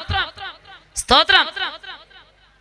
ഞാൻ വൃദ്ധനാണ്, എന്റെ ഭാര്യ വയസ്സ് എന്നവളാണ്, പിന്നെ എങ്ങനെ ശിശു ജനിക്കുന്നത്? പുരോഹിതനാ, കൂറിന്റെ ക്രമപ്രകാരം ആലയത്തിൽ നിന്ന് അകത്ത് നിന്ന് ശുശ്രൂഷിക്കുന്നവനാ, വിശ്വസിക്കാൻ പറ്റുന്നില്ല. അച്ഛനാ, സ്തോത്രം, പുരോഹിതനാ, വിശ്വസിക്കാൻ പറ്റുന്നില്ല, പക്ഷെ ശുശ്രൂഷ ചെയ്യുന്നു. സ്തോത്രം. പക്ഷെ ദൂതൻ ചെന്ന് പറഞ്ഞ എന്താ? നിന്റെ പ്രാർത്ഥനയ്ക്ക് ഉത്തരമായി, മറുപടിയായി. എന്റെ ചോദ്യം, എന്നായിരിക്കും ഈ പുരോഹിതൻ പ്രാർത്ഥിച്ചത്? ആരോഗ്യമുള്ള സമയത്ത്, യൗവനത്തിന്റെ തുടിപ്പിൽ, എനിക്കും കുഴപ്പമില്ല, എൻ്റെ ഭാര്യയ്ക്കും കുഴപ്പമില്ല, ഒരു കുഞ്ഞൊക്കെ ഉണ്ടാകും ഞങ്ങൾക്ക്, അങ്ങനെ അകത്തു നിറഞ്ഞ വിശ്വാസവും അതരത്തിൽ പ്രാർത്ഥനയും ഉണ്ടായിരുന്നു. കാരണം ഞങ്ങൾക്ക് കുഴപ്പമൊന്നുമില്ല, ഞങ്ങൾക്കൊരു ശിശു ജനിക്കും. കാലങ്ങൾ പലത് കഴിഞ്ഞു. സ്തോത്രം. പ്രതീക്ഷകൾ അസ്തമിച്ചു, ജരാനര ബാധിച്ചു. ഇപ്പോൾ അകത്ത് വിശ്വാസം പോയി, പക്ഷേ ചൊട്ടയിലെ ശീലം ചുടല വരെ എന്ന് പറഞ്ഞ പോലെ ഇപ്പോഴും പ്രാർത്ഥനയുണ്ട്. സ്തോത്രം. ഇവന്റെ അടുക്കൽ ദൂതൻ വന്നിട്ട് പറയുക, നിന്റെ പ്രാർത്ഥനയ്ക്ക് ഉത്തരവായി. സ്തോത്രം. ഹല്ലേലൂയ. ഒരു കാര്യം മനസ്സിലാക്കുക, ദൈവത്തിന്റെ സമയത്ത് ദൈവം സകലവും നന്നായി ചെയ്യും. നിന്റെ പ്രാർത്ഥനയ്ക്ക് ഉത്തരമായി നിനക്കൊരു കുഞ്ഞിനെ തരും. ഞാൻ എന്തോന്നിനാൽ അറിയും? ഞാൻ വൃദ്ധനായില്ലേ, എന്റെ ഭാര്യ വയസ്സ് എന്നവളായില്ലേ. ഇത് കേട്ടപ്പോൾ നോക്കണമേ, ഗബ്രിയേൽ ദൂതൻ, ഗബ്രിയേലാ, സെഖര്യാവിനെ സൂക്ഷിച്ചു നോക്കിയിട്ട് പറഞ്ഞു, ഞാൻ ദൈവസന്നിധിയിൽ നിൽക്കുന്ന ഗബ്രിയേലാ, തക്ക സമയത്ത് നിവർത്തി വരാനുള്ള എന്റെ ഈ വാക്ക് നീ വിശ്വസിക്കാത്ത കൊണ്ട് ഇത് സംഭവിക്കും, പക്ഷെ നീ അതരം തുറക്കുകയല്ലെന്ന്. സ്തോത്രം. നിമിഷങ്ങൾക്കുള്ളിൽ പുരോഹിതന്റെ വായ അടഞ്ഞുപോയി. ഇന്ന് രാത്രി വിളിച്ചു പറയാം, സ്തോത്രം, പ്രാർത്ഥനയ്ക്ക് ഉത്തരമുണ്ട്. പക്ഷെ വിശ്വസിച്ച് ഏറ്റെടുക്കാൻ കഴിയാത്തവൻ അതരം പൂട്ടിയിരിക്കുമ്പോൾ വിശ്വസിക്കുന്നവരുടെ മേൽ ആ ദൈവകൃപ വ്യാപരിക്കപ്പെടുവാനിടയായി തീരും. സ്തോത്രം. മാസങ്ങളോളം വായുമടച്ചുപൂട്ടി 4 ചുവരിനകത്ത് അവൻ ഒതുങ്ങിക്കിടക്കുമ്പോൾ, വീട്ടിൽ പോയി വായിച്ചാൽ മതി, 6 മാസം കഴിഞ്ഞപ്പോൾ ഇതേ ഗബ്രിയേൽ ദൂതൻ നസ്രേത്ത് എന്ന ഗലീല പട്ടണത്തിലേക്ക് ചെന്നു. അവിടെ പാവപ്പെട്ട ഒരു പെങ്കൊച്ചു, പേര് മറിയ. മറിയയുടെ അടുക്കൽ ചെന്നിട്ട് വിളിച്ചു, കൃപ ലഭിച്ചവളെ. ആ നന്മ നിറഞ്ഞവളെ എന്നൊക്കെ നമ്മൾ വിളിച്ച, കൃപ ലഭിച്ചവളെ നിനക്ക് വന്ദനം. ഇതെന്തോന്ന് വന്ദനമാ? നീ ഗർഭം ധരിച്ചൊരു മകനെ പ്രസവിക്കും. സ്തോത്രം. അവള് ന്യായമായ ഒരു ക്വസ്റ്റ്യൻ ചോദിച്ചു. ഞാൻ പുരുഷനെ അറിയാകിയാൽ, അത് ന്യായമായ ക്വസ്റ്റ്യനാ. ഭാര്യ കൂട്ടത്തിലുള്ളവന് വിശ്വസിക്കാൻ പറ്റുന്നില്ല, അല്ലേ? ഭാര്യ കൂടുള്ളവന് വിശ്വസിക്കുന്നില്ല. പുരുഷനെ അറിയാത്ത ഒരു പെങ്കൊച്ചിന്റെ അടുക്ക ചെന്നപ്പോൾ ഞാൻ എന്തോന്നിനാൽ അറിയും. ഉടനെ ദൂതൻ ഒരു ദൂത് പറഞ്ഞു, ദൈവത്തിന് ഒരു കാര്യവും, ഇതിനകത്തിരിക്കുന്നവരോടാ ഞാൻ പറയുന്നത്, ദൈവത്തിന് ഒരു കാര്യവും അസാധ്യമായില്ല. ഇത് കേട്ട് കഴിഞ്ഞപ്പോൾ ഇവളുണ്ടല്ലോ, അടുത്തൊന്നും ചോദിച്ചില്ല. ഇതാ ഞാൻ കർത്താവിന്റെ ദാസി, നിന്റെ വാക്കുപോലെ എനിക്ക് ഭവിക്കട്ടെ. ശ്രേഷ്ഠതകൾ പറയുന്ന പുരോഹിതൻ വായും പൂട്ടി അകത്തിരിക്കുമ്പോൾ ഒരു സാധാരണക്കാരൻ, സാധാരണ പെങ്കൊച്ച് ദൈവത്തിന്റെ ശബ്ദം ഏറ്റെടുക്കാൻ തയ്യാറായപ്പോൾ അവരുടെ ഉള്ളിൽ ആ നിമിഷം ദൈവപ്രവൃത്തി ഉരുവായി. അങ്ങനെയെങ്കിൽ ഇന്ന് രാത്രി ശ്രേഷ്ഠതകൾ പറയുന്നവർ 4 ചുവരിനകത്ത് വായും പൂട്ടി അകത്തിരിക്കുമ്പോൾ യോഗ്യത നോക്കിയല്ല, കളറ് നോക്കിയല്ല, ആരോഗ്യം നോക്കിയല്ല, ശ്രേഷ്ഠതകൾ നോക്കിയല്ല, ഇതാ ഞാൻ ദൈവത്തിന്റെ ദാസൻ, ഇതാ ഞാൻ ദൈവത്തിന്റെ ദാസിയെന്ന് വചനത്തിന്റെ മുമ്പാകെ ഏൽപ്പിച്ചു കൊടുക്കുന്നവന്റെ ഉള്ളിൽ ഏത് വിടുതലാണോ സംഭവിക്കേണ്ടത്,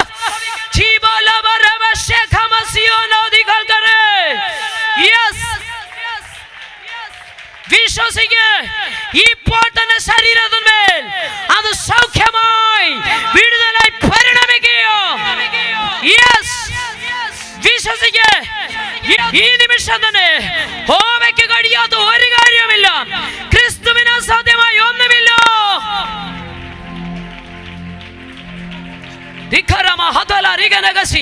വായും പൂട്ടി 4 ചുവരിനകത്ത് ഒതുങ്ങിക്കിടക്കുന്നവരെ പോലെ അല്ല. ഓ, വിടുതൽ ഉള്ളിൽ തട്ടിയപ്പോൾ, അകത്ത് വിടുതൽ ദൈവപ്രവൃത്തി വെളിപ്പെട്ടപ്പോൾ അവൾ വാ പൂട്ടിയിരുന്നില്ല. അവൾ ഓടി, മലനാട്ടിലേക്ക് ഓടി, ചാർച്ചക്കാരിയായ എലിസബത്തിന്റെ അടുക്കലേക്ക്. അകത്ത് ശക്തി വന്നോൾ, അകത്ത് വിടുതൽ വന്നോൾ അടങ്ങിയിരിക്കില്ല.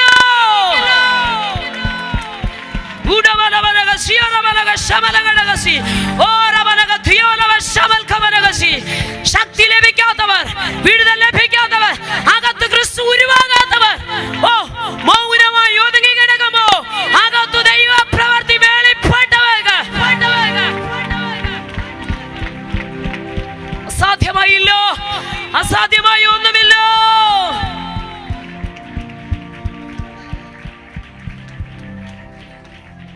ജീസസ്.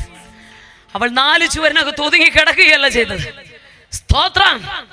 ഓടി, മലനാട്ടിലേക്ക് ഓടി, ചാർച്ചക്കാരി എലിസബത്തിന്റെ അടുക്കലേക്ക്. അവളെ കണ്ടപ്പോൾ സ്തോത്രം, ഒരു വന്ദനം. വായും പൂട്ടി 4 ചുവരിനകത്ത് മാസങ്ങളോളം ഒരുത്തൻ വിശ്വസിക്കാൻ കഴിയാതെ എങ്ങനെ സംഭവിക്കുമെന്ന് ചോദിച്ച് അകത്ത് കിടക്കുമ്പോൾ ഏറ്റെടുത്തത് ആളിന്റെ വലിപ്പം നോക്കിയല്ല, സാഹചര്യം നോക്കിയല്ല. ഇന്ന് രാത്രി എത്ര പേര് ഉൾക്കൊള്ളുന്നെന്ന് എനിക്കറിയത്തില്ല. സാധ്യതകൾ നോക്കിയല്ല, സാധ്യതകൾക്ക് അപ്പുറമായി പ്രവർത്തിക്കാൻ കരുത്തുള്ള ഒരുവൻ. സ്തോത്രം. നിങ്ങളുടെ മുമ്പിൽ നിൽക്കുന്ന ഞാൻ, സംസാരശേഷി നഷ്ടപ്പെട്ട, വലഞ്ചവിട കേൾവി നഷ്ടപ്പെട്ട, കൈയും കാലും തളർന്ന് സമൃദ്ധമായി മുടി പുരികക്കൊല്ലു പോലും കൊഴിഞ്ഞുപോയി, ഒരസ്ഥിഭഞ്ജനമായി ശരീര അവയവങ്ങൾ പോലും അഴുകി ലോകം ഉപേക്ഷിച്ച് തന്നെ എന്റെ യേശു മാത്ര നേരം കൊണ്ട് വിടുവിച്ച് പുറത്തെടുത്തു. സ്തോത്രം. ഹല്ലേലൂയ. ഇന്ന് 100 കണക്കിന് വിടുതലുകൾക്ക് വേണ്ടി ദൈവം ഞങ്ങളെ ഉപയോഗിക്കുന്നു. ഒരു കാര്യം പറയാം, ദൈവത്തിന് അസാധ്യമായി ഒന്നുമില്ലേ. സ്തോത്രം. വായും പൂട്ടി ഒരുത്തനകത്ത് കിടക്കുകയാ. ശ്രേഷ്ഠതകൾ ഒത്തിരിയുണ്ട്, ശുശ്രൂഷ വലിയതായിരുന്നു. സ്തോത്രം. ലോകപ്രകാരം നോക്കിയ കാര്യങ്ങളൊക്കെ ഉണ്ട്. പക്ഷെ ഒരു ശ്രേഷ്ഠതയും ചെല്ലാതെ കുഗ്രാമത്തിൽ കടന്നു വരണം. സ്വോത്ര. ഇതാ ഞാൻ ദൈവത്തിൻ്റെതെന്നൊന്ന് സമർപ്പിച്ചപ്പോൾ തൽക്ഷണം വിടുതൽ നടക്കുക മാത്രമല്ല, ആ വിടുതൽ വന്ദനം കേട്ടപ്പോൾ മറ്റവിടെ ഉള്ളത്തിൽ പിള്ളതുള്ളിയെങ്കിൽ സ്തോത്രം. ദൈവപ്രവൃത്തി തിരിച്ചറിഞ്ഞവർക്ക് ദൈവശക്തി അകത്ത് വ്യാപരിച്ചവൻ അടങ്ങിയിരിക്കത്തില്ല. ഓ, പരിശുദ്ധാത്മാവ് നിങ്ങളുടെ മേൽ വരുമ്പോ നിങ്ങൾക്ക് ശക്തി വരും. നിങ്ങൾ പിന്നെ അടങ്ങിയിരിക്കത്തില്ല. യെരുശലേമിലും യഹൂദയിലും എല്ലായിടവും ശമര്യയിലും ഭൂലോകത്തിന്റെ അറ്റം വരെ എന്റെ സാക്ഷികളായി മാറുമെന്ന്. സഹോദരങ്ങളെ, നമ്മുടെ ചെറിയ ബുദ്ധി കൊണ്ട് കർത്താവിന്റെ വലിയ പ്രവൃത്തി അളക്കല്ലേ. സ്തോത്രം. ഒരിക്കൽ പഴയ നിയമത്തിൽ തമ്പുരാൻ ഭക്തനോട് പറഞ്ഞു, കുഞ്ഞെ 12 ഉണങ്ങിയ വടിയെടുക്ക, ഒരു കെട്ടിനകത്താക്ക്, യഹോവയുടെ സന്നിധിയിലോട്ട് കൊണ്ടുവെച്ചു. തമ്പുരാൻ പറയും, ഞാൻ തെരഞ്ഞെടുത്തവന്റെ വടി തളിർക്കാൻ പോവാന്ന്. പൂക്കാൻ പോവാന്ന്, ബദാം ഫലം കായ്ക്കാൻ പോവാന്ന്. നടക്കുവോ? 12 ഉണങ്ങിയ വടിയാ. ഇന്ന് രാത്രിയിൽ ചിലരോട് ദൈവാത്മാവ് ഇടപെടുകയാണ്. ഏറ്റവും ഉണങ്ങിയതാ, ഒറ്റ കെട്ടിനകത്താ. നിങ്ങൾ നോക്ക്, മണ്ണുമായിട്ട് ഈ കമ്പിന് ബന്ധമില്ല. മണ്ണിലല്ല ഇതിരിക്കുന്നത്. വെള്ളവുമായിട്ട് ഒരു ബന്ധവുമില്ല, വെള്ളത്തിന്റെ ഗന്ധം പോലുമില്ല. പക്ഷെ തമ്പുരാൻ പറഞ്ഞു ഒറ്റ രാത്രി കൊണ്ട് തളിർക്കുമെന്ന്. വിശ്വസിക്കുന്നുണ്ടോ? ഒരു ബദാം വൃക്ഷം പൂത്ത് ഫലം കായ്ക്കണമെങ്കിൽ 12 വർഷം എടുക്കുമെന്നാ. പക്ഷെ തമ്പുരാൻ പറഞ്ഞ സമയമില്ല, ഒറ്റ രാത്രി, അർത്ഥാൽ 12 മണിക്കൂർ കൊണ്ട്. ഇന്ന് രാത്രി അത് വിശ്വസിക്കുന്ന എത്ര പേരുണ്ട്? തളിർക്കത്തില്ലെന്ന് പറയുന്നവരുടെ നടുവിൽ, പൂക്കത്തില്ലെന്ന് പറയുന്നവരുടെ നടുവിൽ, ഫലമുണ്ടാകത്തില്ലെന്ന്, അത് അനുഭവിക്കത്തില്ലെന്ന് പറയുന്നവരുടെ നടുവിൽ ഒരു ദൂത് ഇന്ന് രാത്രി ആത്മാവിൽ ഞാൻ വിളിച്ചു പറയാം. നിന്റെ സന്തതികളെ നോക്കി, സന്താനങ്ങളെ നോക്കി, അവരുടെ ഭാവി നോക്കി, അവരുടെ വിദ്യാഭ്യാസം നോക്കി, അവരുടെ ജീവിതം നോക്കി, ശുശ്രൂഷകളെ നോക്കി, നമ്മുടെ ശാരീരിക അനുഭവങ്ങളെ നോക്കി, സഭയെ നോക്കി, ഒരു തളിർപ്പുണ്ടാകത്തില്ല, ഇതിൽ നിന്നൊരു ഫലം ഉണ്ടാകത്തില്ല. ഇത് പൂക്കത്തിൽ എന്ന് പറയുന്ന അന്ധകാര ശക്തികളുടെ നടുവിൽ ഇന്ന് രാത്രിയിൽ വിശ്വസിക്കാൻ കരുത്തുള്ളവരോടൊരു ദൂത് ഞാൻ പറയാം. മണ്ണുമായിട്ടുള്ള ബന്ധമില്ലെങ്കിലും, വെള്ളത്തിന്റെ ഗന്ധമില്ലെങ്കിലും, ഏറ്റവും ഉണങ്ങിയതാണെങ്കിലും, ഒറ്റ കെട്ടിനകത്താണെങ്കിലും, ഇരിക്കുന്നത് യഹോവയുടെ സന്നിധിയിലാണോ? ഇരിക്കുന്നത് യഹോവയുടെ സന്നിധിയിലാണോ? വെച്ചത് ദൈവസന്നിധിയിലാണോ? 12 വർഷം വേണ്ടോ? ഇന്ന് രാത്രി ഒറ്റ രാത്രി കൊണ്ട് സ്നേഹിതോ, നിന്റെ കുടുംബത്തിൽ ആ വിടുതൽ സംഭവിക്കും. നിന്റെ സന്തതിയുടെ മേൽ ആ വിടുതൽ സംഭവിക്കും. നിന്റെ കൂട്ടാളിയുടെ മേൽ ആ ദൈവ പ്രവൃത്തി വെളിപ്പെടും. നിന്റെ സഭയിൽ ദൈവമഹത്വം കാണൂ.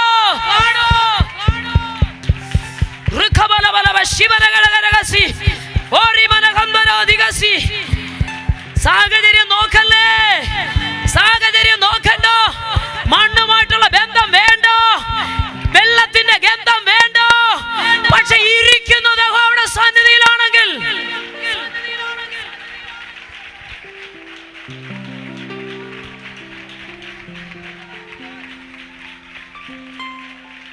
വിഷയം വെച്ചത് ദൈവസന്നിധിയിലാണെങ്കിൽ ഇത് ചുമ്മാതെ കായ്ക്കത്തില്ല.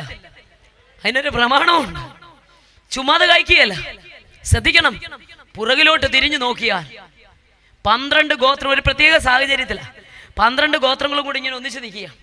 ഈ സമയത്ത് സ്തോത്രം, ഒരു പ്രത്യേക സാഹചര്യത്തിൽ അഭിഷിക്തനോട് തമ്പുരാൻ ചെന്ന് പറഞ്ഞു, യഹോവയുടെ പക്ഷത്തുള്ളവൻ മാറി നിൽക്കാൻ പറയാം. സ്തോത്രം.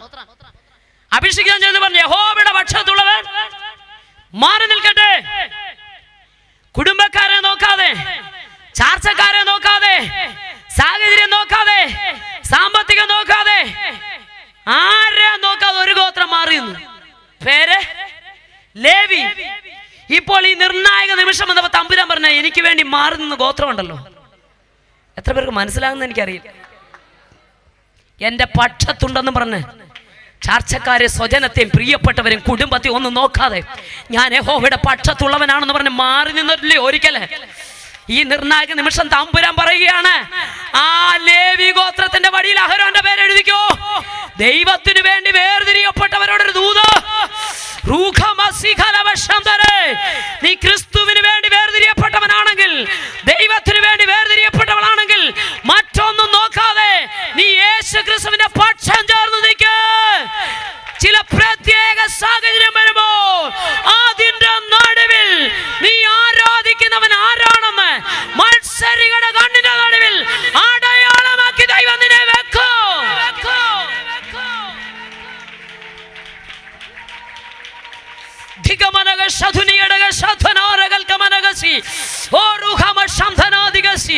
മത്സരികളുടെ കണ്ണിന്റെ നടുവിൽ അടയാളമായി ആഹരോന്റെ വടി തളിർത്തെങ്കിൽ ഇന്ന് രാത്രി വിളിച്ചു പറയാ, സാഹചര്യം നോക്കണ്ട. ഒരുപക്ഷെ ലോകപ്രകാരം നോക്കിയാൽ ഈ രോഗം സൗഖ്യമാകത്തില്ല. ലോകപ്രകാരം നോക്കിയാൽ കൈവിട്ടുപോയ നിന്റെ തലമുറ തിരിച്ചു വരത്തില്ല. ലോകപ്രകാരം നോക്കിയാൽ ഈ ജീവിതം ഭദ്രമാകത്തില്ല. പക്ഷേ സാധ്യതകൾ അസ്തമിക്കുമോ ദൈവമഹത്വം വെളിപ്പെടും. കരമുയർത്തി ദൈവത്തെ സ്തുതിച്ചാട്ടെ. പ്രിയമുള്ളവരെ, തിരുവചന സത്യങ്ങൾക്ക് വിരോധമായി ഒരുപാട് പറയുകയും പ്രവർത്തിക്കുകയും ഒക്കെ ചെയ്തു. ഇത് മതപരിവർത്തനത്തിന്റെ മാർഗമെന്നൊക്കെ പറഞ്ഞ് ഒത്തിരി നാമത്തിന് വിരോധമായിരുന്നു നിന്നതാണ് ഞങ്ങളുടെ കുടുംബം. പ്രത്യേകിച്ച് ചെയ്യാൻ സ്തോത്രം. എന്നാൽ ഒത്തിരി വിശദീകരണത്തേക്ക് പോകാതെ രക്തചുരുക്കമായി പറയാം. ഒടുവിൽ സുവിശേഷ സത്യങ്ങളെ പൊരുളി തിരിച്ച് പറഞ്ഞു വന്നപ്പോൾ യെശയ്യാപ്രവചനം 42-44 അധ്യായം, ഇരമ്യാവ് 10-115 സങ്കീർത്തനമൊക്കെ എടുത്ത് ഇങ്ങനെ അങ്ങോട്ട് പറഞ്ഞു. ഒടുവിൽ പുതുനിയമത്തിൽ നിന്ന് ക്രിസ്തു ആരാണെന്ന് തെളിയിച്ചു. അവരുടെ നടുവിൽ ചുറ്റി തുറക്കപ്പെട്ട വേദപുസ്തകം കയ്യിലേക്ക് തന്നിട്ട് പറഞ്ഞു, ഇതൊന്ന് വായിക്കണമെന്ന് പറഞ്ഞു. അന്ന് ഇതിനെ പരിഹസിച്ചു. ക്രിസ്ത്യാനികൾ നനയ്ക്കാതെയും കുളിക്കാതെ ഏത് സമയത്തും കൊണ്ടു നടക്കുന്ന പുസ്തകമാണെന്നും പരിഹസിച്ചതായി ഈ പുസ്തകത്തെ. സ്തോത്രം. തൊടത്തിൽ നിന്ന് പറഞ്ഞു. സ്തോത്രം. ഒടുവിൽ വളരെ തർക്കത്തിനൊടുവിൽ ഈ പുസ്തകം കുഞ്ഞ് നിന്നെ രൂപാന്തരപ്പെടുത്തുമെന്ന് പറഞ്ഞു. കയ്യിലേക്ക് തുറക്കപ്പെട്ടു വന്നപ്പോൾ വലത്ത് കൈ കൊണ്ട് ജീവിക്കുന്ന ദൈവം യേശുവാന്ന് കേട്ടപ്പോൾ അകത്ത് കുത്തലുകൊണ്ട് വലത് കൈ കൊണ്ട് ഓരോ പേജായിട്ട് വലിച്ചു കീറി പരിക്കനുള്ള സിമെന്റ് തറയിലേക്കിട്ട് പാരകന്റെ ഒരു ചെരുപ്പ് കാലിൽ കിടന്നത് അതുകൊണ്ട് ചവിട്ടിയിട്ട് പറഞ്ഞു, നിങ്ങൾ പറയുന്ന യേശു ക്രിസ്തു ജീവിക്കുന്നവനാണെങ്കിൽ അവൻ്റെ ശക്തി എൻ്റെ ജീവിതത്തിൽ ഞാനൊന്ന് കാണട്ടെ. ഒരു കൊച്ചു കുഞ്ഞൊരു പേപ്പർ കീറിക്കളയുന്ന ലാഘവത്തോടെ വേദപുസ്തകം വലിച്ചു കീറി നിലത്തിട്ട് ചവിട്ടിയ വ്യക്തിയാണ് ഞാൻ. ഒറ്റ വാക്കിൽ പറയും, ഏത് കരം കൊണ്ട് കീറിയോ, ഏത് കാലുകൊണ്ട് ചവിട്ടിയോ, ഏത് അതിരം കൊണ്ട് തുപ്പിയോ, തമ്പുരാൻ തളർത്തിക്കളഞ്ഞു. സ്തോത്രം. സ്തോത്രം. പെട്ടെന്നുണ്ടായ ഒരു ദേഹാസ്വസ്ഥയാണ് ഇത്. പുസ്തകം വലിച്ചു കീറി ചില ദിവസങ്ങൾ കഴിഞ്ഞപ്പോൾ അന്നു മുതൽ എനിക്കൊരു ടെമ്പറേച്ചർ ഉണ്ടായി. ആരംഭത്തിൽ ഞാൻ മരുന്നുകളൊക്കെ കഴിച്ചു. പക്ഷേ സ്തോത്രം, ഉടയവന്റെ കരം ഭാരമായി വന്നാൽ ഉലകത്തിൽ ഒരുത്തനും രക്ഷിക്കാൻ പറ്റത്തില്ല. സ്തോത്രം. സ്തോത്രം. കുഴഞ്ഞു വീണു, ദൃഷ്ടി മറഞ്ഞു, വായിൽ കുടഞ്ഞു, ഒരേം പതയും വന്നു, വായൊരു വശത്തേക്ക് കോടി പോയി. സ്തോത്രം. മെഡിക്കൽ കോളേജ് ഡോക്ടർ പറഞ്ഞ ബെൽസ്പാൾസി എന്ന, ബെൽസ്പാൾസി അല്ല, തമ്പുരാന്റെ കരമായിരുന്നു. സ്തോത്രം. ഹല്ലേലൂയ. വാഗോടി വലിച്ചവിടെ കേൾവി നഷ്ടപ്പെട്ടു, നാക്ക് താണുപോയി. അന്യഭാഷയെ പരിഹാസത്തോടെ ചൊല്ലിപ്പറഞ്ഞ എൻ്റെ നാക്കിനെ തമ്പുരാൻ പിടിച്ചു താത്തു. സുവിശേഷ സത്യങ്ങൾക്കെതിരെ ശബ്ദമുയർത്തി എൻ്റെ നാവിനെ തമ്പുരാൻ തൊട്ടു. ഒറ്റ വാക്കിൽ ഞാൻ പറയാം, ഏത് കരം കൊണ്ട് കീറിയോ ആ കരം ഇന്ന് ഈ സുവിശേഷത്തെ ഉയർത്തുന്നു. ഏത് കാലുകൊണ്ട് ചവിട്ടിയോ ആ കാല് സുവിശേഷത്തിന് വിശ്രമമില്ലാതെ ഓടുന്നു. ഏത് അതരം കൊണ്ട് നിഷേധിച്ചോ പകലും രാത്രിയും വിശ്രമം തരാതെ അതേ നാവ് കൊണ്ട് യേശു ക്രിസ്തു രാജാതി രാജാവായി വേഗം വരുന്നെന്ന് വിളിച്ചു പറയാൻ ദൈവം ഉപയോഗിക്കുന്നു. സ്തോത്രം. ദിവസങ്ങൾ, ആഴ്ചകൾ, മാസങ്ങളായി മാറി പ്രിയമുള്ളവരെ. ഉലകത്തിലെ വൈദ്യന്മാർക്ക് എന്നെ രക്ഷിപ്പാൻ കഴിയും. സമൃദ്ധമായ മുടിയായിരുന്നു. മുടി മുഴുവനും കൊഴിഞ്ഞുപോയി, പിരികക്കുഴിലൊക്കെ പോയി. സ്തോത്രം. ഉച്ചി മുതൽ പാദം വരെ പപ്പടം തിളച്ച വെളിച്ചെണ്ണയ്ക്കകത്തുമ്പോൾ കുമളുകൾ പോലെ വരുന്നത് പോലെ ദേഹം മുഴുവൻ വ്രണം നിറഞ്ഞു, ശരീര അവയവങ്ങൾ പോലും അഴുകി. സ്തോത്രം. അങ്ങനെ മാസങ്ങൾ പലത് കഴിഞ്ഞപ്പോൾ വലത് കൈയും വലത് കാലം ശോഷിച്ചതുപോലെ ഇടത് കൈയും ഇടത് കാലം ശോഷിക്കാൻ തുടങ്ങി. സ്തോത്രം. ഒരു കൊച്ചു കുഞ്ഞിന്റെ സ്തോത്രം, അതെ നമുക്കറിയാം, പോളിയോ വന്ന കുഞ്ഞിന്റെ കാലും കൈ ശോഷിച്ചു കിടക്കുന്നത് പോലെ കാലും കൈ ശോഷിച്ചു. ആമവാദം വന്നവരുടെ പോലെ വിരലുകൾ വിരൂപമായി, വാഗോടിപ്പോയി. സ്തോത്രം. കണ്ട മനുഷ്യക്കോലമല്ലാത്ത രീതിയിൽ സ്വർഗം എന്നെ കൊണ്ടെത്തിച്ചു. Price the Lord. സ്തോത്രം. പണത്തിനോ മറ്റ് ശ്രേഷ്ഠതകൾക്കോ എന്നെ രക്ഷിക്കാൻ കഴിഞ്ഞില്ല. ഒറ്റ വാക്കിൽ ഞാൻ പറയാം, സ്തോത്രം, ലോകത്തിലെ വൈദ്യന്മാരോട് ഉപേക്ഷിച്ചപ്പോ പറഞ്ഞിങ്ങനെയാ, ഇനിയും വിശ്വസിക്കുന്ന ദൈവങ്ങളോട് പ്രാർത്ഥിക്കാം. സ്തോത്രം. ലോകം കൈവിട്ടാലും കൈവിടാത്ത ഒരു ദൈവമുണ്ട്. സ്തോത്രം. അല്ലേ, ആശ്രയ സ്ഥാനങ്ങൾ അറ്റുപോയി. ലോകവൈദ്യന്മാർ ഉപേക്ഷിച്ചു. ജാതകത്തിൽ ആ പ്രായം വരെ ആയുസ്സുണ്ടായിരുന്നുള്ളൂ. ജാതകം എഴുതിയ സ്വാമിയുടെ വീട്ടിലും പോയി യേശുവിനെ ഉയർത്താൻ തമ്പുരാൻ കൃപ ചെയ്തു. ഒരുവൻ ക്രിസ്തുവിലായാൽ, ഒന്ന് പറഞ്ഞാട്ടെ, പുതിയ സൃഷ്ടിയോ, പഴയതെല്ലാം കഴിഞ്ഞു പോയി. അങ്ങനെ നാറ്റം വമിക്കുന്ന അവസ്ഥയിൽ ചീഞ്ഞൊഴുകിയ ശരീരമായി ലോകം കൈവിട്ട എന്നെ എന്റെ യേശു രക്ഷിച്ചു. ഞാൻ എങ്ങനെയാ മൗനമായിരിക്കുന്നത്? പാസ്റ്റർമാർ ഇവിടെ നിന്നുണ്ട്, സ്തുതിക്കുന്നു പറഞ്ഞിട്ടല്ല. സ്തോത്രം. ഹല്ലേലൂയ. കരങ്ങൾക്ക് ആരോഗ്യം തരുമ്പോൾ നിന്റെ ശരീരം കൊണ്ട് നീ ദൈവത്തെ മഹത്വപ്പെടുത്തണം. Price the Lord. ഞാൻ ഈ ഞങ്ങളുടെ സഹോദരങ്ങളോടൊക്കെ പറയാറുണ്ട്, മീൻസ് ഞങ്ങളുടെ ചർച്ചിൽ ഞങ്ങളുടെ കുടു സഹോദരിമാരോടൊക്കെ പറയാറുണ്ട്, ഈ ദൈവം ചെയ്യുന്ന വിടുതലോർത്ത് എങ്ങനെ മൗനമായിരിക്കാൻ പറ്റുന്നത്?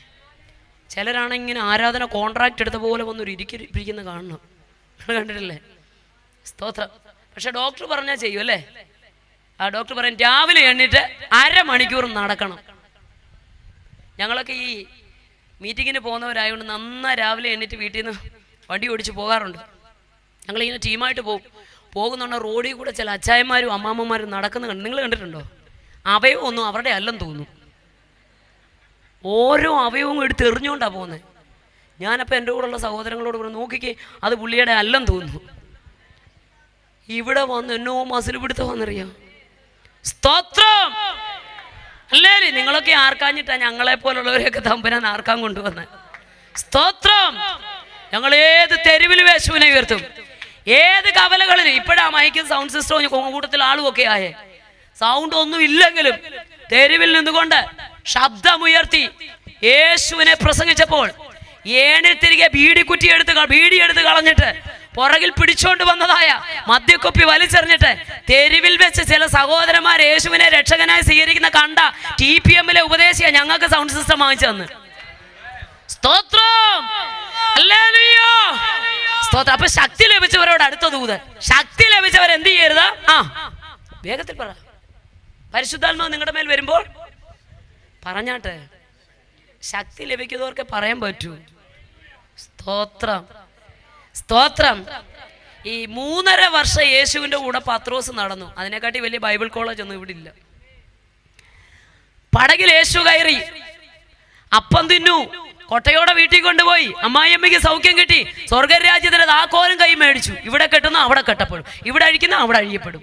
പക്ഷെ നിസാരം ഒരു പെണ്ണിന്റെ മുമ്പിൽ നിന്നുകൊണ്ട്, പെണ്ണെ നീ പറയുന്നത് എനിക്ക് തിരിയുന്നില്ല, പ്രാകാനും ആണയിടാനും തുടങ്ങി. കാരണം അകത്ത് ശക്തി വന്നില്ല, കൂടെ നടന്നതേ ഉള്ളൂ. പക്ഷേ അപ്പോസ്തല പ്രവൃത്തികളുടെ പുസ്തകം 2-ാം അധ്യായത്തിൽ കാത്തിരുന്നവരുടെ കൂട്ടത്തിൽ ആരുണ്ട്? പത്രോസും ഉണ്ടായിരുന്നു. സ്വർഗീയ സാന്നിധ്യം ഇറങ്ങി വന്നപ്പോൾ അത് ഓരോരുത്തരുടെ മേലും പതിഞ്ഞു. അത് പത്രോസിന്റെ മേലും ഇറങ്ങി വന്നു. സ്തോത്രം. അവിടെ അറിയാം, വിവിധ ഭാഷകളിൽ അവർ സംസാരിച്ചു. പുറത്തുനിന്ന് ഒരു ഗ്രൂപ്പ് ഓടി വന്ന് പറഞ്ഞത് ഇങ്ങനെയാ, അയ്യോ ശരിക്കും വീഞ്ഞു കുടിച്ചിട്ടിരിക്കുക, അല്ലെങ്കിൽ ഇങ്ങനൊന്നും കിടന്ന് പറയാൻ പറ്റുകയല്ല. ഇത് കേട്ടപ്പോൾ അവിടെ എഴുതിയിരിക്കുന്ന 11 പേരുടെ നടുവിൽ പത്രോസ് എഴുന്നേറ്റ് നിന്നു. ശ്രദ്ധിക്കണം, പത്രോസ് പ്രസംഗിക്കാൻ എഴുന്നേറ്റതല്ല, വീഞ്ഞു കുടിച്ചതാണെന്ന് പറഞ്ഞപ്പോ അല്ല സഹോദരന്മാരെ എന്ന് പറയാൻ ഒരു തെറ്റിദ്ധാരണ തിരുത്താനാ പുള്ളി എഴുന്നേറ്റ്. പക്ഷെ ആത്മാവ് അവനെ പ്രസംഗത്തിലേക്ക് നയിച്ചു. എഴുന്നേറ്റു, പ്രസംഗിച്ചു. ഒറ്റ പ്രസംഗം 3000 പേരകത്ത് വന്നെങ്കിൽ ശക്തി ലഭിച്ചവരും ശക്തി ലഭിക്കാത്തവരും തമ്മിൽ വ്യത്യാസമുണ്ട്. ശക്തി ലഭിച്ചവൻ അടങ്ങിയിരിക്കരുതെന്ന് യേശു എന്നെ പറഞ്ഞാട്ടെ. ശക്തി ലഭിച്ചവൻ അടങ്ങിയിരിക്കരുത്. 1-ാം അധ്യായത്തിൽ ഇത് പറഞ്ഞു, 2-ാം അധ്യായത്തിൽ ശക്തി വന്നു. തുടർന്നുള്ള 6 അധ്യായങ്ങൾ നിങ്ങൾ പഠിച്ച് വിറ്റും തിന്നും കുടിച്ചും കോട്ടിയും പാടി 4 ചുവരിനകത്തിരുന്നു. വചനം അറിയാവുന്നവർക്ക് വേഗത്തിൽ പിടികിട്ടും. സ്തോത്രം. വിറ്റുകൊണ്ട് ഇങ്ങോട്ട് കൊണ്ടും കാൽക്കലോട്ട് വെക്കും, അങ്ങോട്ട് വീതിച്ചു കൊടുക്കും. പക്ഷെ പറഞ്ഞെന്തുവാ? ശക്തി ലഭിച്ചു കഴിഞ്ഞാ എന്നോ ചെയ്തോണം, സാക്ഷിയായി പുറത്തു പൊക്കോണമെന്ന്. ശക്തി ലഭിച്ച എല്ലാ മിടുക്കന്മാരും സ്തോത്രം വിറ്റും തിന്നും കൊട്ടിയും പാടിയും കുടിച്ചു അകത്ത് കിടന്നു. 6-ാം അധ്യായത്തിലേക്ക് വരുമ്പോ തമ്പുരാൻ ഒരു കലക്കം അതിനകത്തോട് കൊണ്ടം കിട്ടും. ചിലതൊക്കെ നന്മയ്ക്കാ. സ്തോത്രം, ഹല്ലേലൂയ. 6-ാം അധ്യായത്തിൽ ഒരു കലക്കം. സ്തോത്രം. ഈ കലക്കം അകത്തു വന്നപ്പോൾ മേശമേൽ ശുശ്രൂഷിക്കാൻ ഒരു 7 പേരെ തെരഞ്ഞെടുത്തു. അതിൽ പ്രധാനികളാണ് 2 പേർ. ആരൊക്കെയാ? സ്തേഫാനോസും ഫിലിപ്പോസും. സ്തോത്രം. സ്തേഫാനോസ് ഒറ്റ പ്രസംഗമേ പ്രസംഗിച്ചുള്ളൂ. ഏറു വന്നു. എറിഞ്ഞവനെ നോക്കിയില്ല, കല്ലിന്റെ എണ്ണം നോക്കിയില്ല, കല്ലിന്റെ വലിപ്പം നോക്കിയില്ല, നോക്കേണ്ടവനെ നോക്കി. എത്തേണ്ട പ്രൈസ് ദി ലോർഡ്. അടുത്ത ആളിന്റെ പേരാണ് എന്നാ? ഫിലിപ്പോസ്. 8-ാം അധ്യായം 4-ാം വാക്യത്തിലേക്ക് വരുമ്പോൾ നമുക്കവിടെ കാണുവാൻ കഴിയുന്നു, ഫിലിപ്പോസ് അപ്പോസ്തലന്മാർ എന്തിനാ നിയമിച്ച്?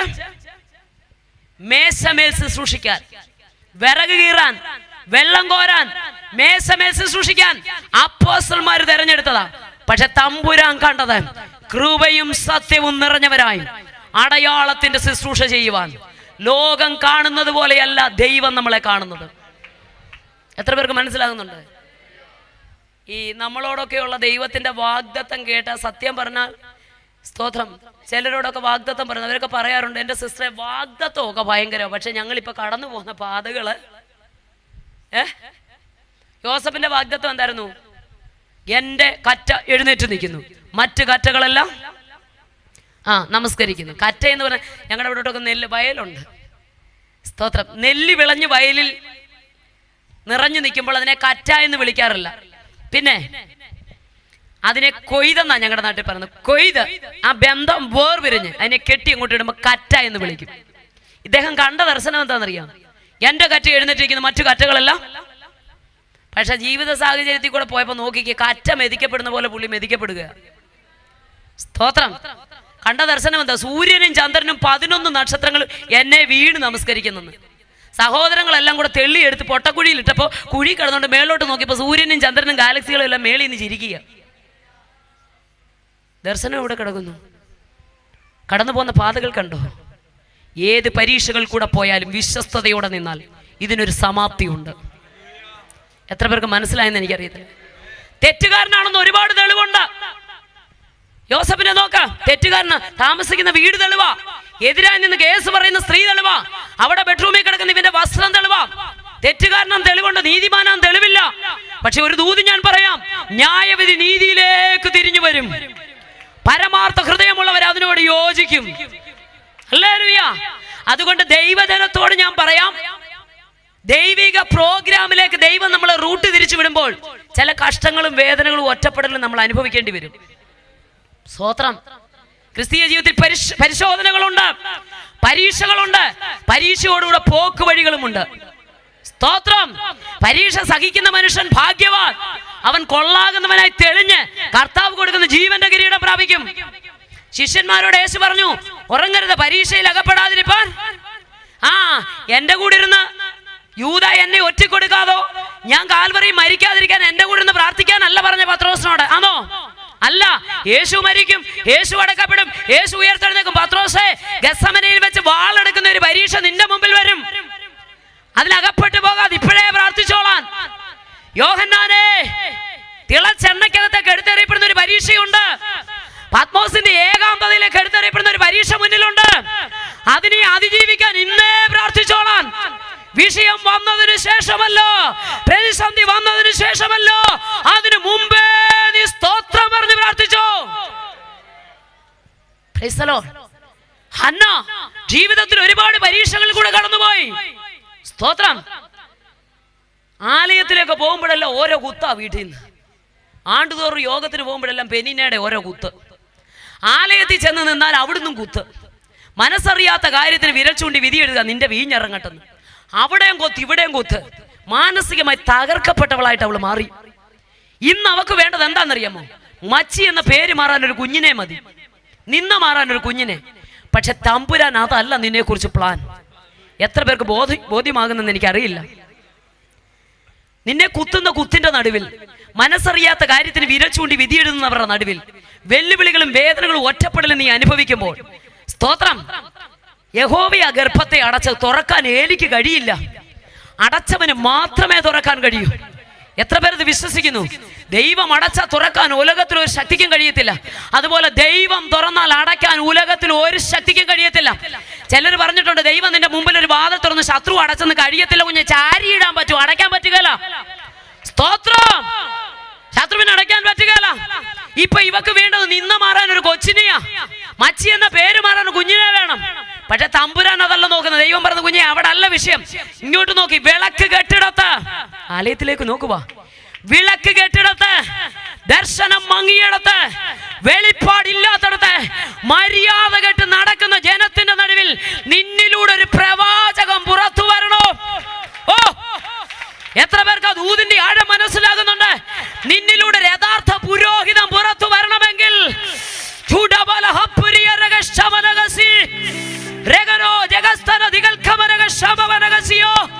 നിന്നിലൂടെ ഒരു പ്രവാചകം പുറത്തു വരട്ടെ, നിന്നിലൂടെ ഒരു പുരോഹിതം പുറത്തു വരട്ടെ, നിന്നിലൂടെ ഒരു ന്യായാധിപൻ പുറത്തു വരട്ടെ. മനസ്സറിയാത്ത കാര്യത്തിന് വിരൽ ചൂണ്ടി വിധി എഴുതപ്പെടുമ്പോൾ, ഒറ്റപ്പെടലും വേദനകളും നിന്ദകളും കുത്തുവാക്കുകളും അനുഭവിക്കുമ്പോൾ, നിന്നെ ദൈവിക പദ്ധതിയിലേക്ക് ദൈവ റൂട്ട് തിരിച്ചു വിടുകയോ.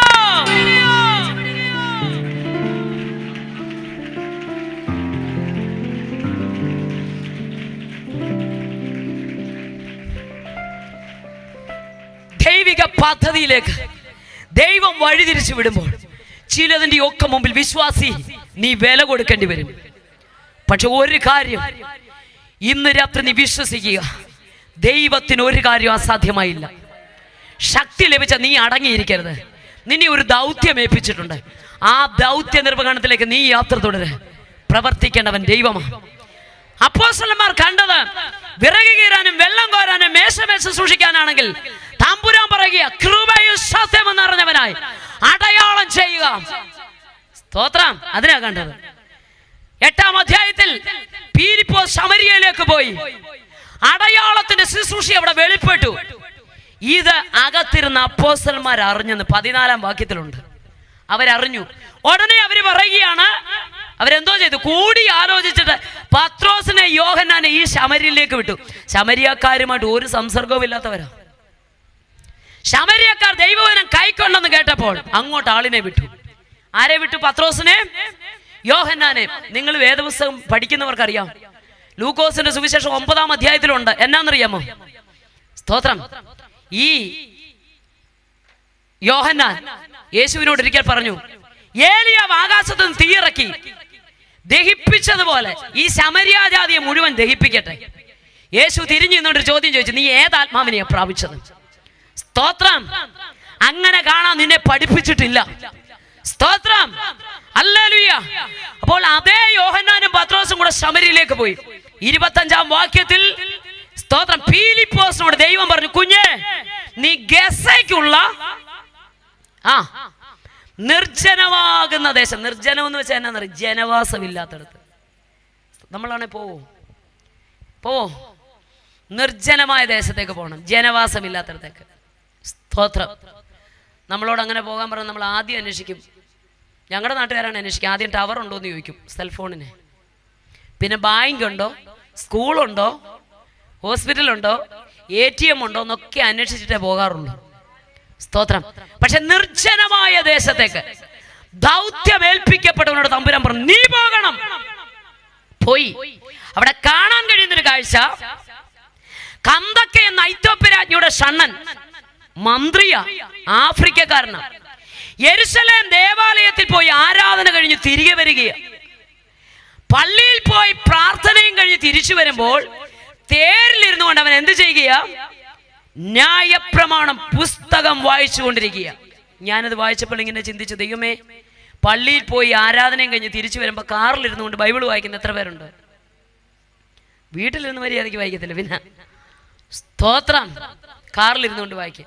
ഞാൻ പറയാറുണ്ട്, ഈ മദ്യപാന്മാരാകുന്ന അച്ചായന്മാർ വീട്ടിലുണ്ടെങ്കിൽ അമ്മാമ്മമാർ സ്വരൂപിച്ച് കിട്ടുന്ന ഇച്ചിരി പൈസ ഉണ്ടെങ്കിൽ ബൈബിളിനകത്താണ് വെക്കുന്നത്. കാരണം കടുകുപാട്ടയും ജീരകപ്പാട്ടയും അരിപ്പാട്ടയും മുഴുവൻ കുത്തി തുറന്നാലും അബദ്ധവശാൽ പോലും അച്ചായൻ എന്ത് ചെയ്തില്ല. ചില വീടുകളിലൊക്കെ ചെല്ലണം, ബൈബിൾ എടുത്തുകൊണ്ട് വരുന്ന കാണുമ്പോൾ പേടി വരും. ദൈവമേ, അലമാരിയാന്ന് തോന്നും. Pan card, credit card, debit card, ration card, സകല കാർഡും ഇതിനകത്ത് കാണും. കാരണം പിള്ളേർ പോലും എടുത്ത്, സ്തോത്രം, തിരുവചനം അതിനുള്ളതല്ല. Praise the Lord, praise the Lord. എന്താ ഇവിടെ സംഭവിച്ചതെന്നറിയാമോ? തേരിനോട് ചേർന്ന് നടക്കാൻ ഫിലിപ്പോസിനോട് ദൈവം സംസാരിക്കുമ്പോൾ തേരിലിരുന്നു കൊണ്ട് വായിക്കുന്ന പുസ്തകം യെശയ്യാ പ്രവചനമാണ്. സ്തോത്രം. എന്താ വായിക്കുന്നത്? അറുപ്പാനുള്ള ആടിനെ പോലെ അവനെ കൊണ്ടുപോയി രോമം കത്തിരിക്കുന്നവരിൽ മിണ്ടാതിരുന്ന കുഞ്ഞാടിനെ പോലെ തന്നെ. സ്തോത്രം. ഈ ഭാഗങ്ങൾ ഈ ഷണ്ണൻ മന്ത്രി ആഫ്രിക്കക്കാരൻ തേരിലിരുന്നു കൊണ്ട്, അതെ, മെല്ലെ പോകുന്ന തേരിലിരുന്നു കൊണ്ട് ഉറക്കെ വായിക്കുമ്പോൾ ഫിലിപ്പോസ് സ്പീഡിൽ ആ തേരിനോട് ചേർന്ന് നടന്ന് ഫിലിപ്പോസ് ചോദിച്ച ഒരു ചോദ്യം, വായിക്കുന്നത് വല്ലോ ഗ്രഹിക്കുന്നുണ്ടോ? നോക്കി, ഒരുത്തനെ തേടി തമ്പുരാൻ ഒരു ഭക്തനെ വിട്ടത്. നമ്മുടെ കർത്താവിനൊരു പ്രത്യേകതയുണ്ട്, ഒറ്റ ഒരുത്തനെ തേടിയാലും ഒരു ദേശത്ത് ചെല്ലും. എത്ര പേർക്ക് വിശ്വസിക്കണം? 9.5 ഗോത്രം ഇക്കരെ ഇട്ടിട്ട് തടാകം കഴിഞ്ഞ് 2.5 ഗോത്രം അക്കരെ, അവിടെ ഉള്ള ഒരു ഭൂതഗ്രസ്തനെ തേടി യേശു പോവുക. സ്തോത്രം. ഭക്തനെ വിടുക മാത്രമല്ല, കർത്താവും നമുക്കത് മാതൃക കാണിച്ചു തന്നു. ഹല്ലേലൂയ. സ്തോത്രം. ഒരുത്തനെ തേടിയായാലും യേശു ഒരു ദേശത്ത് ചെല്ലും. ഞാൻ വിശ്വസിക്കുന്നു 3 ദിവസത്തെ കൺവെൻഷൻ ഇവിടെ ഉണ്ട്. ഒറ്റ ഒരു വ്യക്തിക്ക് വേണ്ടിയായിരിക്കും ഈ ക്രമീകരണം ചെയ്ത്. നിങ്ങൾ എത്ര പേരത് വിശ്വസിക്കുന്നു? ഒരാത്മാവ് കർത്താവിനെ രുചിച്ചറിഞ്ഞാൽ അത് മുഴു ലോകത്തെക്കാളും. അപ്പൊ 9.5 ഗോത്രം ഇക്കരെ ഇട്ടിട്ട് യേശു പോയപ്പോൾ 2.5 ഗോത്രം അക്കരെ, പകൽ അന്ത്യോളം ഇക്കരെ ശുശ്രൂഷ ചെയ്ത യേശു. നോർത്തു നോക്കിയേ, ഇഷ്ടം പോലെ വീതിയും വിശാലമായ ഗോത്രങ്ങൾ ഇവിടെ കിടക്കുന്നു പ്രവർത്തിക്കാൻ. സന്ധ്യ ആയപ്പോ യേശു പറഞ്ഞു, നമുക്ക് പറഞ്ഞാട്ടെ. അക്കരയ്ക്ക് പോകാം, ബാ നമുക്ക് അക്കരയ്ക്ക് പോകാം. യേശു പടകിൽ കയറി, ശിഷ്യഗണങ്ങൾ പടകിൽ കയറി. അക്കരയ്ക്കുള്ള യാത്രയുടെ മധ്യത്തിൽ കാറ്റും കോളുമെല്ലാം പടകിന് നേരെ ശക്തമായി ആഞ്ഞൊടിച്ചു. സ്തോത്രം. തിരമാലകൾ ഒന്നിനു പിറകെ ഒന്നായി പടകിനെ മുക്കിക്കളവാൻ ആർത്തു വരികയും ശിഷ്യഗണങ്ങൾ അലറി വിളിച്ച്, നാഥാ, ഞങ്ങൾ നശിച്ചു പോകുന്നതിൽ വിചാരമില്ലയോ? ഇന്ന് രാത്രി ഒരു ദൂത് പറയാം. യേശു ഉള്ള പടകിൽ പ്രതികൂലമുണ്ട്. ആമേൻ. സ്തോത്രം. വാഗ്ദത്തമുള്ളവന് വെല്ലുവിളിയുണ്ട്. സ്തോത്രം. ഹല്ലേലൂയ. യേശുവുള്ള പടകിൽ പ്രതികൂലമുണ്ട്. പക്ഷെ അകത്ത് പടകിൽ ഇരിക്കുന്നവരോട് ഒരു ദൂതൂടെ പറയാം. അക്കരയ്ക്ക് പോകാമെന്ന് യേശു പറഞ്ഞിട്ടുണ്ടെങ്കിൽ പാതി വഴി തകർത്ത് കളയത്തില്ല. ആമേൻ പറയാൻ എത്ര പേർക്ക് കഴിയും? ഹല്ലേലൂയ. യേശു ഉള്ളത് കൊണ്ട് തിരമാലകൾ അടിക്കത്തില്ലെന്നില്ല. പടക് മുങ്ങുന്നത് പോലെയുള്ള വിഷയങ്ങൾ ഉണ്ടാകും. ശബ്ദം അതിനകത്ത് ഉയരും. നശിക്കാൻ പോകാന്നൊരു തോന്നലുണ്ടാകും. പക്ഷെ ക്രിസ്തു അതിനകത്തുള്ളത് കൊണ്ടാണ് ഈ പ്രതികൂലം. സ്തോത്രം. ഹല്ലേലൂയ. ഈ വാഗ്ദത്തമുള്ളതിന് വെല്ലുവിളിയുണ്ട്. സ്തോത്രം. ഈ 30 ലക്ഷത്തിന്മേൽ ജനത്തെ പുറത്തു കൊണ്ടുവരാൻ ദൈവത്താൽ നിയുക്തനാക്കപ്പെട്ട വ്യക്തിയാ മോശ. അമ്മയുടെ ഉദരത്തിൽ നിന്ന് പുറത്തോട്ട് വന്നപ്പോഴേ സൂതികർമ്മിണികളെ വിട്ട് ഞെക്കിക്കൊല്ലാൻ നോക്കി. കുറച്ച് കഴിഞ്ഞപ്പോൾ മുക്കിക്കൊല്ലാൻ നോക്കി. പക്ഷെ അവൻ്റെ അമ്മ എന്താ ചെയ്തെന്നറിയാമോ? 3 മാസം വരെ ഒളിപ്പിച്ചിട്ടിട്ട് 3-ാമത്തെ മാസത്തിൽ അവൻ എന്തോ ചെയ്തു? ഒരു ഞാങ്ങണ പെട്ടകം വാങ്ങി തലമുറ ആ പെട്ടകത്തിനകത്താക്കി പെട്ടകമടച്ചു, കീല് തേച്ചു, നൈൽ നദി കൊണ്ടുവച്ചു. പെങ്ങളാകുന്ന മിരിയാം മാറി നിന്ന് നോക്കി എന്താ ഭവിക്കുന്നത്. ശ്രദ്ധിക്കുക. ഞാങ്ങണയുടെ ദുഷ്ടജന്തു കുഞ്ഞിനെ തകർത്തില്ല. നീലനദി അവനെ, നൈൽ നദി അവനെ മുക്കിക്കളഞ്ഞില്ല. വാഗ്ദത്ത കുഞ്ഞു കൊട്ടാരത്തിലെത്തി. അതിൽ നിന്നൊരു ആത്മീയ ദൂത് മാതാപിതാക്കളോട് ഞാൻ പറയാം. പ്രാർത്ഥനയാകുന്ന ഞാങ്ങണപ്പെട്ടകം തലമുറകൾക്ക് വേണ്ടി പണിഞ്ഞ് വാഗ്ദത്തം ലഭിച്ച സന്താനങ്ങളെ പ്രാർത്ഥനയാകുന്ന പെട്ടകത്തിൽ ഒളിപ്പിച്ച് പരിശുദ്ധാത്മാവെന്ന കീല് മുദ്രയേൽപ്പിച്ച് ലോകമാകുന്ന നൈൽ നദിയിൽ ഈ കുഞ്ഞുങ്ങളെ നിങ്ങൾ എവിടെ പറഞ്ഞു വിട്ടാലും, ഔദ്യോഗിക രംഗത്താണെങ്കിലും വിദ്യാഭ്യാസ മേഖലയിലാണെങ്കിലും വിവാഹ ജീവിതത്തിലാണെങ്കിലും അല്ലെങ്കിൽ ഏത് സ്ഥാനത്ത് നിങ്ങൾ അവരെ പറഞ്ഞു വിട്ടാലും പ്രാർത്ഥനയാകുന്ന പെട്ടകത്തിൽ ഒളിച്ചിരിക്കുന്നിടത്തോളം കാലം ഞാങ്ങണയുടെ ദുഷ്ടജന്തു അവരെ തൊടത്തില്ല. നീലനദി നിന്റെ കുഞ്ഞിനെ മുക്കിക്കളയത്തില്ല. വാഗ്ദത്ത സന്തതി കൊട്ടാരത്തിലെത്തും. ഇന്ന് രാത്രി അത് നീ വിശ്വസിക്കുക.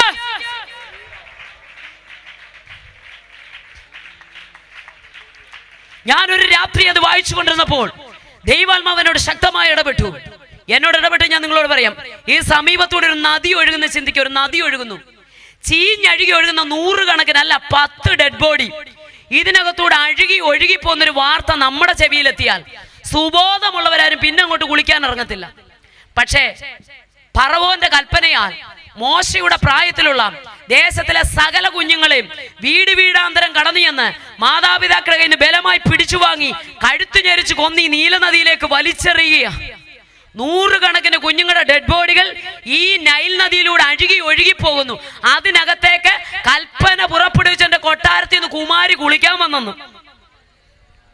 ഞാൻ ഒന്ന് വിശ്വസിക്കുന്നു, ഫറവോന്റെ കൊട്ടാരത്തിൽ കുമാരിക്ക് കുളിക്കാൻ ഒരു സജ്ജീകരണം ഇല്ലാഞ്ഞിട്ടല്ല, വാഗ്ദത്തമുള്ളതിനെ എത്തിക്കേണ്ട സ്ഥലത്ത് എത്തിക്കാൻ സ്വർഗീയ ദൈവത്തിന് പദ്ധതി ഉണ്ടെങ്കിൽ, ഓ ഹല്ലേലൂയ, വാഗ്ദത്തമുള്ളതിനെ എത്തിക്കേണ്ട സ്ഥലത്ത് എത്തിക്കുവാൻ ദൈവത്തിന് പദ്ധതി ഉണ്ടെങ്കിൽ അതിന് വിരുദ്ധമായി ഏത് കൽപ്പന വന്നാലോ അതിന്റെ നടുവിൽ ദൈവം ഇറങ്ങി വരും.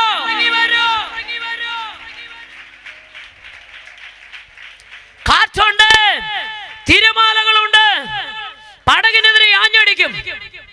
സ്തോത്രം.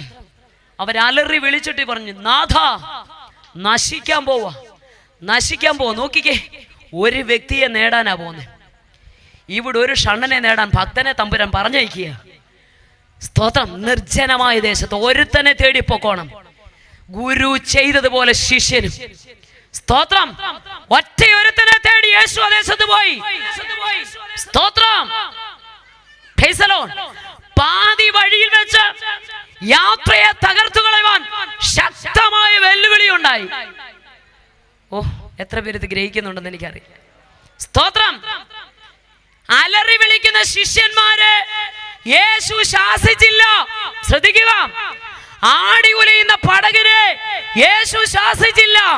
Price the Lord. അലറി വിളിക്കുന്ന ശിഷ്യന്മാർ ഇവിടെ കിടന്ന് ബഹളം വെക്കുക. ആടി ഉലയുന്ന പടക്, യേശു പടകിൽ എഴുന്നേറ്റിട്ട് സ്തോത്രം. നമ്മളാരെ പറഞ്ഞു നിങ്ങളാ പ്രശ്നക്കാരൻ, മിണ്ടായിരി. സ്തോത്രം. അലറി വിളിക്കുന്ന ശിഷ്യന്മാരോട് അടങ്ങാൻ പറഞ്ഞില്ല, ആടി ഉലയുന്ന പടകിനോട് അടങ്ങാൻ പറഞ്ഞില്ല. ഇതിന് കാരണക്കാരൻ മറഞ്ഞു നിന്ന് പൊരുതുന്ന കാറ്റാ. ഈ അന്ധകാര ശക്തി ഒളിച്ചിരുന്നോണ്ടാ ഇതിനെ മുക്കിക്കളയാൻ തന്ത്രങ്ങൾ ചെയ്യുന്നത്. എത്ര പേർ ഗ്രഹിക്കുന്നുണ്ട്? കാരണം ഈ മറഞ്ഞിരിക്കുന്ന ഈ ഇരുട്ടിന്റെ ശക്തിക്കറിയാം, ഈ പടക് അക്കരെ ചെന്നാൽ അവിടെ ഒരുത്തൻ രക്ഷപ്പെടും. അവിടെ ഒരുത്തൻ രക്ഷപ്പെട്ട ദക്കപ്പൊരി അർത്ഥം 10 പട്ടണം ഒറ്റ ഒരുത്തൻ സുവിശേഷീകരിക്കും. ഇതറിയാവുന്ന ശക്തി ഭക്തനെ അക്കരെ എത്തിക്കത്തില്ല, പാതി വഴി തകർക്കും, പടകിനെ ഉലയ്ക്കും, തിരതള്ളി കയറ്റും, നിലവിളി ഉയർത്തും. ലക്ഷ്യത്തിൽ എത്തിക്കാതെ, ശുശ്രൂഷ ചെയ്യിക്കാതെ വ്യാപരിക്കുന്ന വെല്ലുവിളി മറഞ്ഞു നിന്ന് പൊരുതുകയാ. എത്ര പേർക്ക് ആത്മാവിൽ അത് മനസ്സിലായെന്ന് എനിക്കറിയത്തില്ല. സ്തോത്രം. അക്കരെ ചെന്നാൽ അവിടെ ഒരു ദൈവപ്രവൃത്തി ഉണ്ട്. അപ്പോൾ മുന്നോട്ടുള്ള പ്രയാണത്തിൽ പാതി വഴിയിൽ തകർത്തു കളവാം. ഒന്നു മാറി തിരമാലകൾ, ഒന്നിനേക്കാൾ ശക്തമാണ് അടുത്ത തിരമാല. കളയാൻ, പടകിനെ ഉലച്ചു കളയാൻ. ഈ പടക് ഇതിനകത്ത് നശിക്കണം. ഈ പടക് അപ്പുറത്തോട്ട് ചെന്നാൽ ഈ പടക് ചെല്ലുന്നിടത്ത് ഒരു ശുശ്രൂഷ വെളിപ്പെടും. ആ ശുശ്രൂഷ ഭക്തനിലൂടെ പുറത്തു വരരുതെന്ന് പറഞ്ഞ് അകത്ത് നിലവിളിയുയർത്തുവാൻ, ഉലച്ചു കളവാൻ, ഒന്നുമാറി വിഷയങ്ങൾ അകത്ത് കൊണ്ടിട്ട് വ്യാപരിക്കുന്ന അന്ധകാരത്തിന്റെ കാറ്റ് മറഞ്ഞു നിന്ന് പൊരുതുക. എന്നാൽ അകത്ത് അഭിഷേകമുള്ളവന് മാത്രമേ ഇത് മനസ്സിലാകത്തുള്ളൂ. യേശു പടകിൽ എഴുന്നേറ്റു. യേശു പടകിൽ എഴുന്നേറ്റ് ഇന്ന് രാത്രി വിളിച്ചു പറയാം, നിന്റെ കുടുംബമാകുന്ന പടക്, നിന്റെ ജീവിതമാകുന്ന പടക്, നിന്റെ സഭയാകുന്ന പടക് മുക്കിക്കളവാൻ, ഉലച്ചു കളവാൻ, ആടിക്കളയിക്കുവാൻ, തിരമാലകളെ തള്ളിക്കയറ്റുന്ന, തിരമാലകൾ ഒന്നു മാറി അകത്താഞ്ഞടിക്കുന്ന, അതിനെ മുക്കിക്കളയാൻ നോക്കുന്ന, ശുശ്രൂഷ ചെയ്യിക്കത്തില്ലെന്ന് വാദിക്കുന്ന, അഭിഷിക്തനെ അക്കരെ എത്തിക്കത്തില്ലെന്ന് വാദിക്കുന്ന, അധികാരമുള്ളവനെതിരെ വെല്ലുവിളിക്കുന്ന, പടകിനെതിരെ വെല്ലുവിളിക്കുന്ന, മറഞ്ഞു നിൽക്കുന്നതിനെ അന്ധകാരത്തിന്റെ കാറ്റുകൾ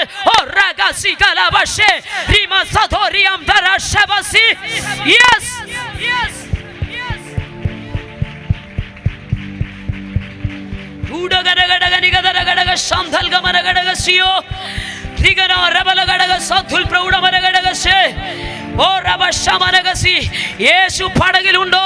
തിരമാലകൾ അടിക്കും. യേശു പടകിലുണ്ടോ? പടക് ആടി ഉലയും. യേശു പടകിലുണ്ടോ? കാറ്റടിക്കും. യേശു പടകിലുണ്ടോ? ഓ, നശിക്കുമെന്ന ചിന്തയുണ്ടാകുമില്ല. അക്കരയ്ക്ക് പോകാമെന്ന് അവൻ നിന്നോട് പറഞ്ഞെങ്കിൽ നീ പാതി വഴി തകരില്ല.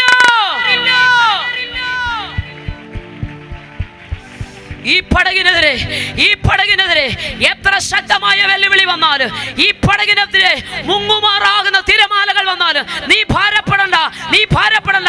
നിന്റെ കുടുംബമാകുന്ന പടകിനെ, നിന്റെ സഭയാകുന്ന പടകിനെ, നിന്റെ ജീവിതമാകുന്ന പടകിനെ മുക്കിക്കളയുന്നത് പോലെ വിഷയങ്ങൾ വരാം. തകരരുത്. യേശു ഉള്ളതുകൊണ്ട് പാടിപ്പോകരുത്. യേശു ഉള്ളതുകൊണ്ട്. ഇതിന് കാരണം അലറി വിളിക്കുന്ന ശിഷ്യന്മാർ അകത്തുള്ളവരല്ല.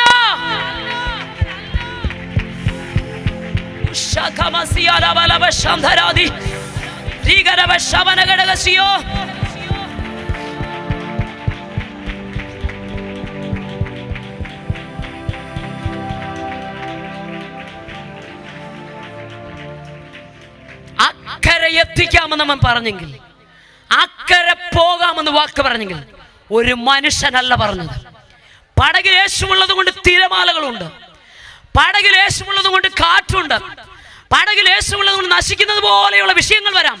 പക്ഷെ ഒരു കാര്യം മനസ്സിലാക്കിക്കോ, മറഞ്ഞു നിന്ന് പൊരുതുന്ന അന്ധകാര കാറ്റ് യേശുവുള്ള പടകിനെ ലക്ഷ്യം വെച്ചിരിക്കുന്നത്. മറ്റ് ചെറുപടകുകളും കൂടെ ഉണ്ടായിരുന്നെന്ന് എഴുതിയേക്കുന്നത്. ആ പടകിൽ ഒന്നുമില്ലാത്ത പ്രശ്നം യേശുവുള്ള പടകിൽ വരുമ്പോ മനസ്സിലാക്കിക്കോ, ഇതിലൂടെ ഒരു ശുശ്രൂഷ വെളിപ്പെടാനുണ്ട്, ഇതിലൂടെ ഒരു ദൈവപ്രവൃത്തി വെളിപ്പെടാനുണ്ട്. മറ്റു പടകൾ അക്കരയ്ക്ക് ചെന്നാലും ചെന്നില്ലാലും ഒരു വിഷയമില്ല. പക്ഷെ ഒരു കാര്യം, ഈ പടകിന് നേരിയ അഭിഷേകമുള്ളവൻ പടകിൽ എഴുന്നേറ്റു, അധികാരമുള്ളവൻ പടകിൽ എഴുന്നേറ്റു.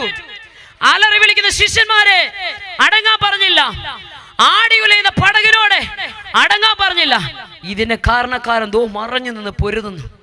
ആത്മാവ് നിറവുള്ളവൻ യേശു എഴുന്നേറ്റ്, കാറ്റേ അടങ്ങോ, കടലെ ശാന്തമാകാം, കാറ്റടങ്ങി, കടൽ ശാന്തമായി, തിരമാല നിന്നു, നിലവിളി തീർന്നു, അക്കരയെത്തി. ഒറ്റ ഒരുത്തം വിടുവിക്കപ്പെട്ടു. അവൻ ദെക്കപ്പൊലി 10 പട്ടണം സുവിശേഷീകരിച്ചു. സ്തോത്രം, സ്തോത്രം. അന്ന് ശക്തിയില്ലായിരുന്നു, നിലവിളിച്ചു അവർ.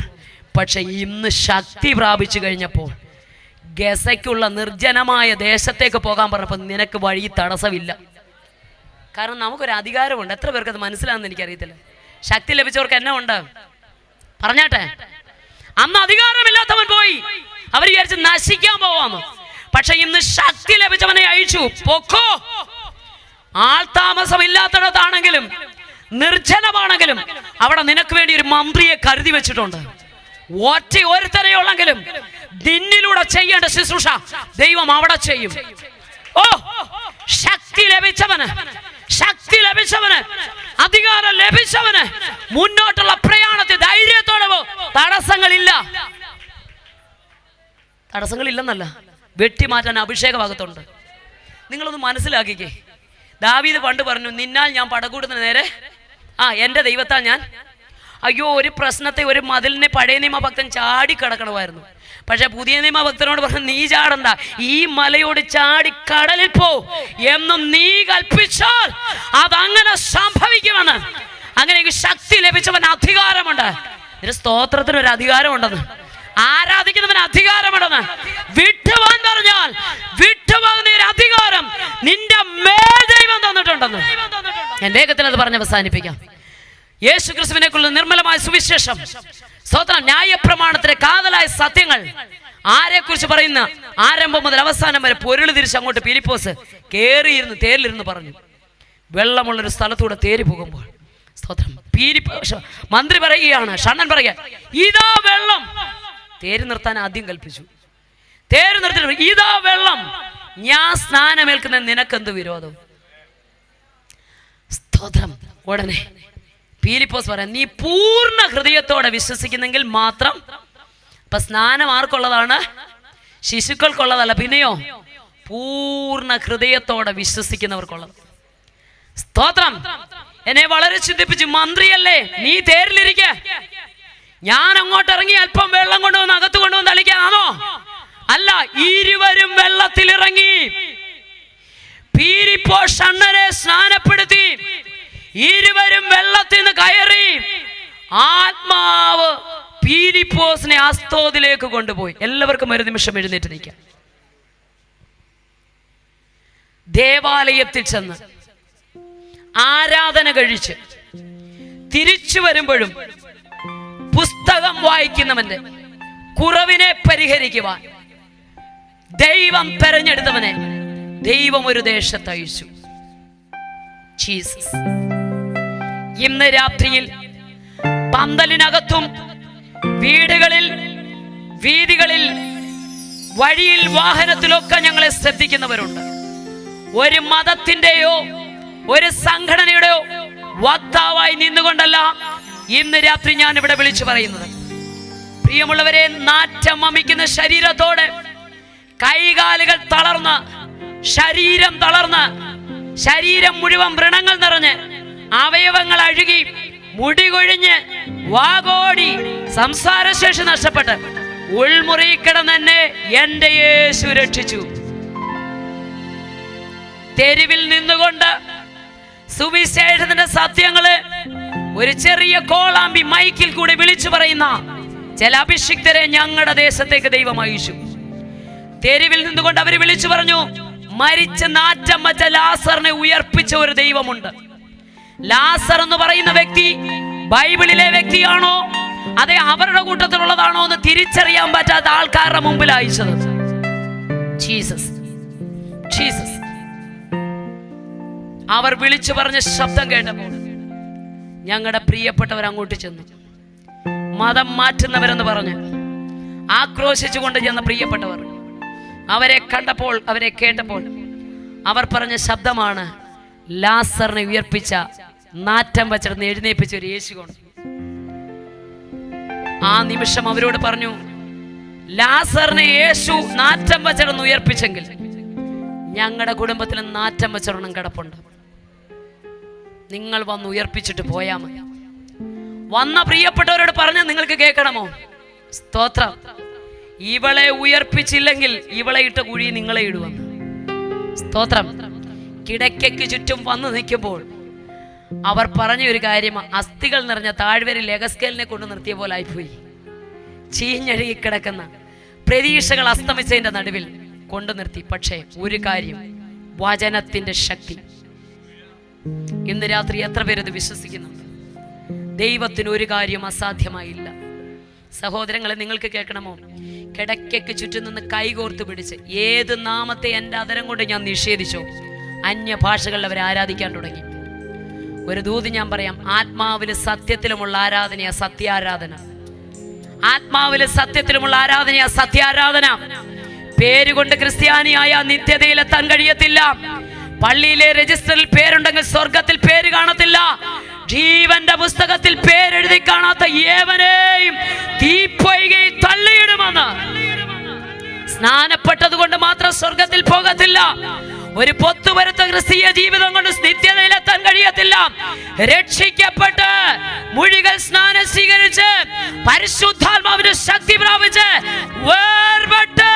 വേർപാടനുഷ്ഠിച്ച് ആത്മാവിലും സത്യത്തിലും ദൈവത്തെ ആരാധിക്കുന്നവന് മാത്രമേ ക്രിസ്തുവിന്റെ മഹത്വ പ്രത്യക്ഷതയിൽ എടുക്കപ്പെടാൻ കഴിയത്തുള്ളൂ. കരമടിച്ച ദൈവത്തെ ഒരു നിമിഷം സ്തുതിച്ചാട്ടെ.